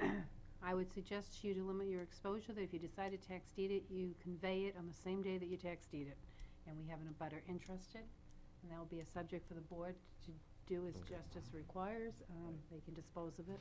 and we did get, just to cover the base, I have a rough, very rough estimate to take care of that structure too. If the board wants it later, when you deliberate that, I'll be happy to provide it, or I can. Other let you know. option All is right. ultimately better. We will need a motion to authorize the department. And how are we paying for this? Just to point out, yes, That's we exactly have where no we did budget, no money to pay for it, so it involves overrunning a line. And I guess the one that would fit would probably be the Contingency. demolition line. Have Unless you you wanna- discussed this with the fire department, see if we need anything Yes. to be used for training? They can't. No, I already tried that. I think the proximity of, I don't wanna speak for the chief. Just tear the Would thing probably down told already. you. Would Manchester like some training? Well, no, I discussed guess this where I with was going is it may be less of a less that it's not suitable for training and more that the location is not safe to burn. It had to do with the location and not. Steve, would you like to make the motion? No, Mr. Pierce is doing well for. Please, please. I think you should make this motion to authorize, I'll do it. I'd like to make a motion to authorize the DPW director to demolish the 2 town-owned properties on the mountain. Or mountain base and Yeah. forest and incline. Okay, is there a second? Steve, would you do the ceremony second? I would be glad to second. Okay, and that will be done before, When the ground is, Yeah. prior to May 1st. Weather permitting. No, I want a deadline. I'm looking for a deadline too. All Claude told me today is it has to be when the snow is gone and it dries up a little, so I mean. And considering what we've been talking about early spring and tarring, we should be. May 15th then? May Is that 15th fair? is good. Prior to May 2011. 2011. That sound good? Is that okay with this? You okay with that second? I'm okay. Okay, all those in favor say aye. Aye. Aye. Unanimous. That's it, Carl? I hope so. All right. Oh, good, next topic, I'm done. You're done, yes. What? Oh, no, we have one more, we have new business. you You have have to do minutes? minutes. What? Minutes. Minutes. Minutes. You're not getting done by 9. Minutes? You're failing. Minutes? Quick. Need to accept the minutes of last week, with or without any corrections. Do we have a motion? Motion to accept the March 7th. Any, have a second on that? I'll second it. Any corrections? Hearing none, all those in favor say aye. Aye. Aye, unanimous. Now, the non-public minutes of 2:28. Do you have a motion to accept? Motion. Moved All by sessions? select, you wanna do both sessions? Is there any issues with both? Yeah. Both sessions, and Phil will make the motion, seconded by Nick. All those in favor? Aye. Unanimous. Next is the Goffstown Sewer, project. We have non-public for 7 March March, 7th. 9 March.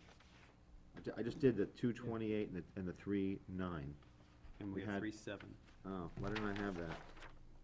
Oh, Three you did all of the sessions. minutes. I did them all, I did all the minutes, so I didn't Okay, Let for the all minutes- dates? yes, yeah, So that would be. Yeah. So non-public all dates. yes, March 7, March 9. right, and March public- 7th was the first motion. right, and that was in public and Oh, non-public. I'm sorry, that was both Yeah. halves. That's what I- Okay, that's what. Is everybody okay with that?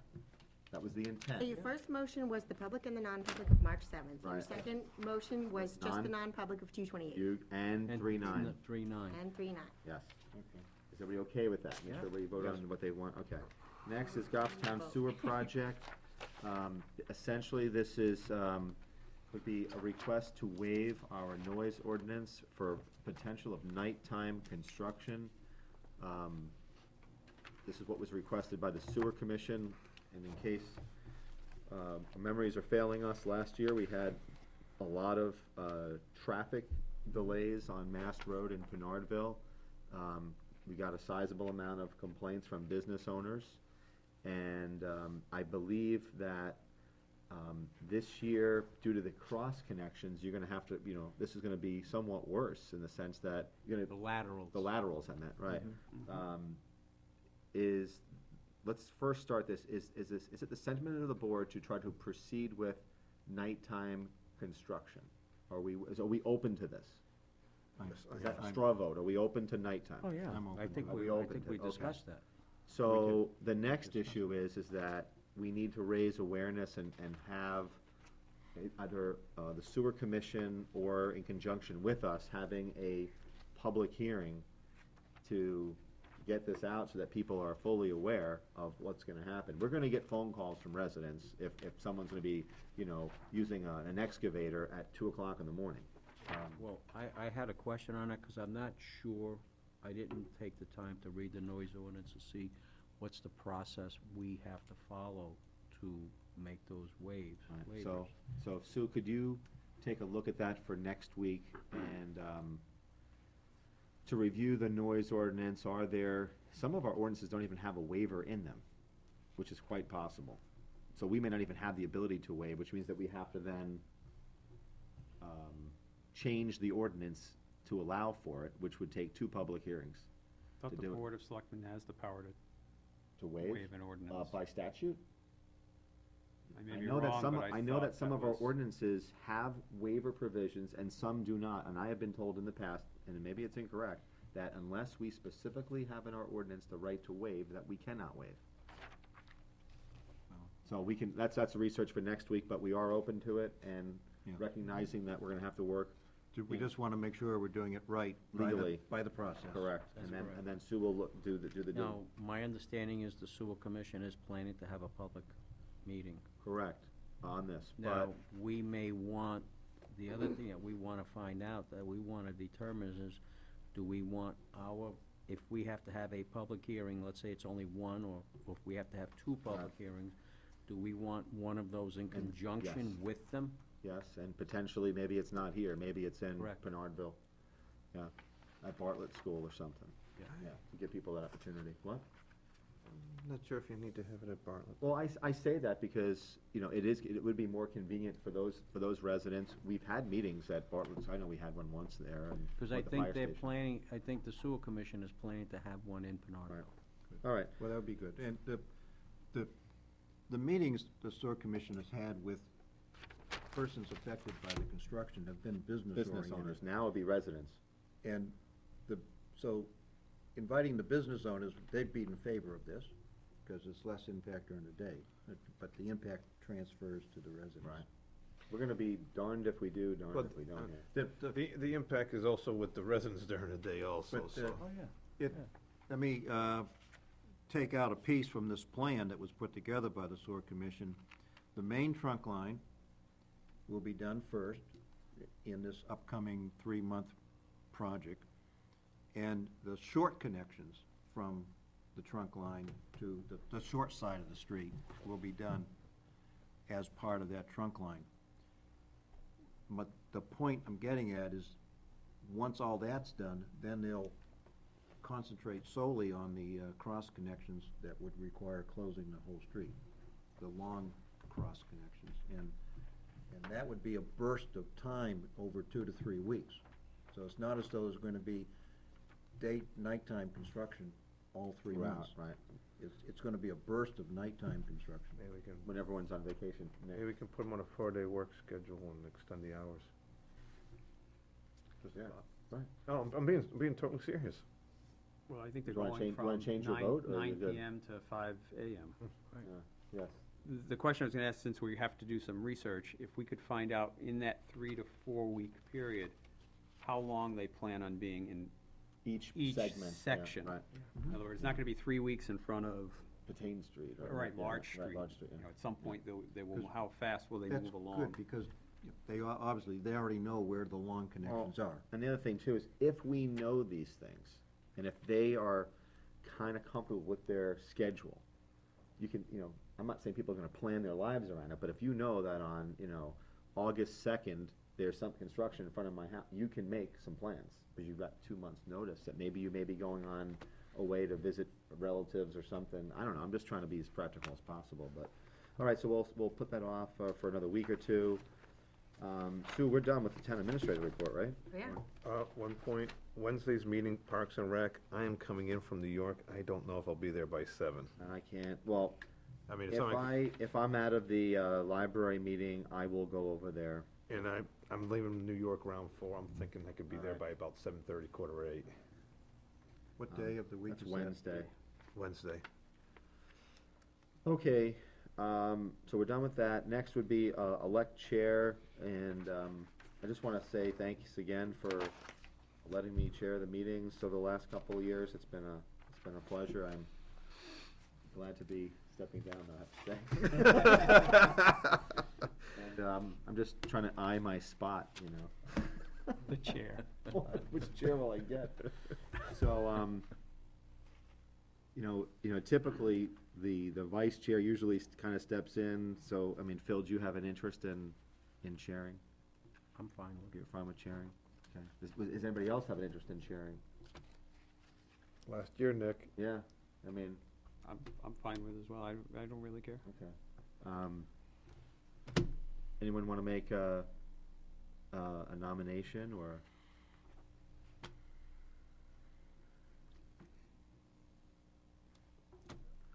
I'll nominate Selectman Devanza All right, as chair. I'll second it. And all those in favor? Aye. Aye. You voting for yourself? Yeah. You're unanimous, then? Hey, if I don't vote for myself, why should you guys vote for me? Anyone have any desire to be the vice chair? I According think to your that's rules the, procedure, Oh, that's right, your that's right, he does, chair right. gets the appoints. He appoints, that's right. I'm sorry, I forgot. Don't appoint me. Then Thank You you. asked, you asked the Yeah. question that I was gonna ask, Yeah. I would ask Okay. anyway. All right. Does anybody have the desire to Let me know. let Phil know? Yeah. And I would assume, well, you would just let folks know to send you what, you know, Well, then we get on that. Well, I was just waiting for you to, Step down? no, Hand over finish. the gavel. I think we Do I- just voted him in, so you're done. I'm done, Fine, thank you. see you. Can change these. We're waiting for this. He's even giving up the seat. Yeah, where you going? I'm gonna go right there. Right where? Jump. Where you are? Jump. All He's- the time. He's bumping you Oh, out. you got that. That's you. You're retired now. Yeah, Yeah, so Yeah. that goes with you. all right. I get a Steve, new I'm gonna name. have to switch with you because this is my better side on that.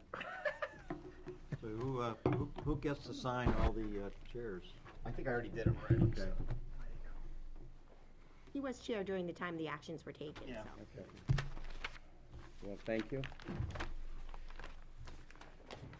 Appreciate it, Done and by 9:15? So now I can do the Phil? Maybe. He mentioned a number. Where's I on? I'm not really sure. well, you didn't finish the old business. You never finished I that? let the Is old it business, 9:05? Father Time handle the old business. Okay, is there any old business? 9:05. Seeing none, is there any committee reports that we need? Planning board? It's in your packet. Yeah, it's in the packet, so we don't have to, we can save the time. Wow. I would've known this, you should've known it the last couple of Motion to adjourn? And save the Would've time. known. I was just Non-public, gonna right? ask you, is there any other business that anybody needed to bring up? Anything that we missed? I do have a committee report, the 250th. The 250th, there's a lot of, You see? Now, who's talking about Father Time? hold on, We were getting out at hold on, I got it here. Yeah. No, I'm only kidding. Send me the file. The 250th we've met a lot. The block party that we're scheduled for August 27th is really starting to take shape. We've already, the gentleman that I've been working with, Ken Lorenz, he's a music promoter type person. He's already booked 5 bands for our block party. I think we have like 3 or 4 more bands to go. We're working on different sponsorships, and the fireworks, the fire department is working on that with Atlas. So they're working with Atlas to determine what's the best place to shoot the fireworks off from, and it looks like it's going to be Lions Field, and working with the Lions Club to make sure that that's okay with them. They just want to make sure that the field doesn't get, damaged in any way. So things are going very well. We have our Business Expo, so for those of you that are out there, please attend the Business Expo this Saturday at Goffstown High School, and that's going to be from 10 to 3. And we are fully, Catherine, I'm told that all of the booths have been sold out. That was Mary Ann's, That's what I've been estimate told. for me today, that they would Yeah. be full. So this is a great opportunity to show your support for local businesses, and I know there's a lot of raffles and giveaways and promotional items that will be distributed, so help the local businesses to help support our community. That's a big thing. We also have the Goffstown Challenge has also started, and Elizabeth DeBrule, worked on that actually with my wife to come up with the pamphlet. So you'll be seeing those around town, and that there are 35 different events in the challenge, and for every event that you go to, you get stamped. And one of the events recently was voting, and there were probably about 200 to 300 people who got their booklet stamped for voting. The next event coming up is the Business Expo on Saturday, so if you go, you also get stamped. If you get 20 stamps, if you're an adult, you get a commemorative Goffstown 250th T-shirt at the end. So for you, Steve, that would probably be an extra large, maybe double extra large, but Hope it has it's signed by you also. Yeah. Where are the booklets available? the booklets are going to be available at Town Hall, the library. There are some local businesses such as Ace Hardware, King Bowling Lanes. They'll be pretty much all around. I just have one question. They're also on our. It'll be on the website as well. Yeah, he is on a roll. I have one question on this, though. So if somebody goes and picks up their booklet, and now since they've gotten the booklet and they didn't have the opportunity to get it stamped when they went to vote, if they've been checked off on the No. checklist, No. can they get it No. stamped? No. Okay. But like I said, there are 35 events. You need 20 stamps. There's plenty of opportunities to get stamped. Okay. Any other questions you can ask Elizabeth DeBrule on. Oh, okay. Thank you, Elizabeth. Also on June 20, He is on a roll. June 25th will be the Goffstown Gala Ball, and that's a night of dinner, dance, and a hypnotist, and I do expect that one of the members of the board will volunteer to be hypnotized for the purposes of entertainment. Selectman Pierce, you're the first one that I thought of. What have I done wrong? Nothing, I thought it would be kind of, volunteer. I thought it was too. yeah. I'd volunteer for the pumpkin regatta before I'd volunteer for that. No, I mean, It's where you are this year. Selectman Devanza has that. That's the wrapped up. chair has that, so, if you're a business out there and you'd like to sponsor, any of our events, just give me a call or through Town Hall, and, love to, we need as many sponsors as possible to try to, to pay for all the bills, so, it's gonna be a great time. We're in pretty good shape, and I just wanna thank all the folks out there in the community who have, donated. It's been, very kind of you, so, thank you, Phil, for plugging the 250th. Just going back, only because I know a little bit about the gala. Did you explain where it's going to be? It's gonna be at St. Anselm's, Dress. right, and it's gonna be, kind of a semi-formal, like, kind of, jacket, a jacket for the guys, No period costumes? There, no, not that I'm aware of, but if you'd like to wear one, we're not gonna stop you. So, sounds good. all right, Thank you. Yeah. Seeing any other committee reports? Seeing none. If there's nothing else there, the only thing I would like to say to everybody is that, as usual, we should continue with whatever assignments that we have going on at this point. And I like to review everything that we have, and I like to be in touch with everybody at some point and touch base with everybody and see where they've been, what they might like to do, how things fit in with their schedule that's upcoming, and we'll take that from there. So you could send me an email, you could leave me a note, but most of all, I get that. If you list what you'd like to have, and perhaps list them in a priority, kind of, and then I try to touch base with everybody and see how we can fit everything together. So, we'll have a try to get the board to operate as good as we can. And, from there, and just, when is the next budget committee meeting? Is Tomorrow. Tomorrow night. I've already planned on going, so. Okay, so you're going, and. I actually enjoy the budget committee. It's one of my favorite committees. He's already made up his list. I'm fine with them, yeah. Maybe that's a relief for some others, so that they won't have to, you know. Some people like reality television. I like going to my budget committee meetings, so. Okay, well, we'll all take note of that, and, we'll see, and if it's okay with everybody else, I'd like to just, discuss, going forward with the budget the rest of the year with, Selectman Gross, since he's gonna be meeting there, and possibly, going with him to, for a little while at the budget committee meeting tomorrow, after talking with him, so if it's okay with everybody, that, we go forward that way? Okay, great, so, we'll touch base at some point. Okay. Try to move forward. And is there anything else that anybody wants to bring up, or questions, or anything that we missed? Seeing none, we will Motion be to go into non-public. going into non-public. Mary? B. RSA 91A3, Roman numeral 2, paragraph B. Is there a second? I'll second it. Any discussion? All in favor? Aye. Aye. Roll call? Yes? Yes. Yes. Is it time, Sue? Was that a yes? Yes. I'm sorry, I didn't hear you. Simultaneous, yes. No. Okay, so we are now in non-public session, and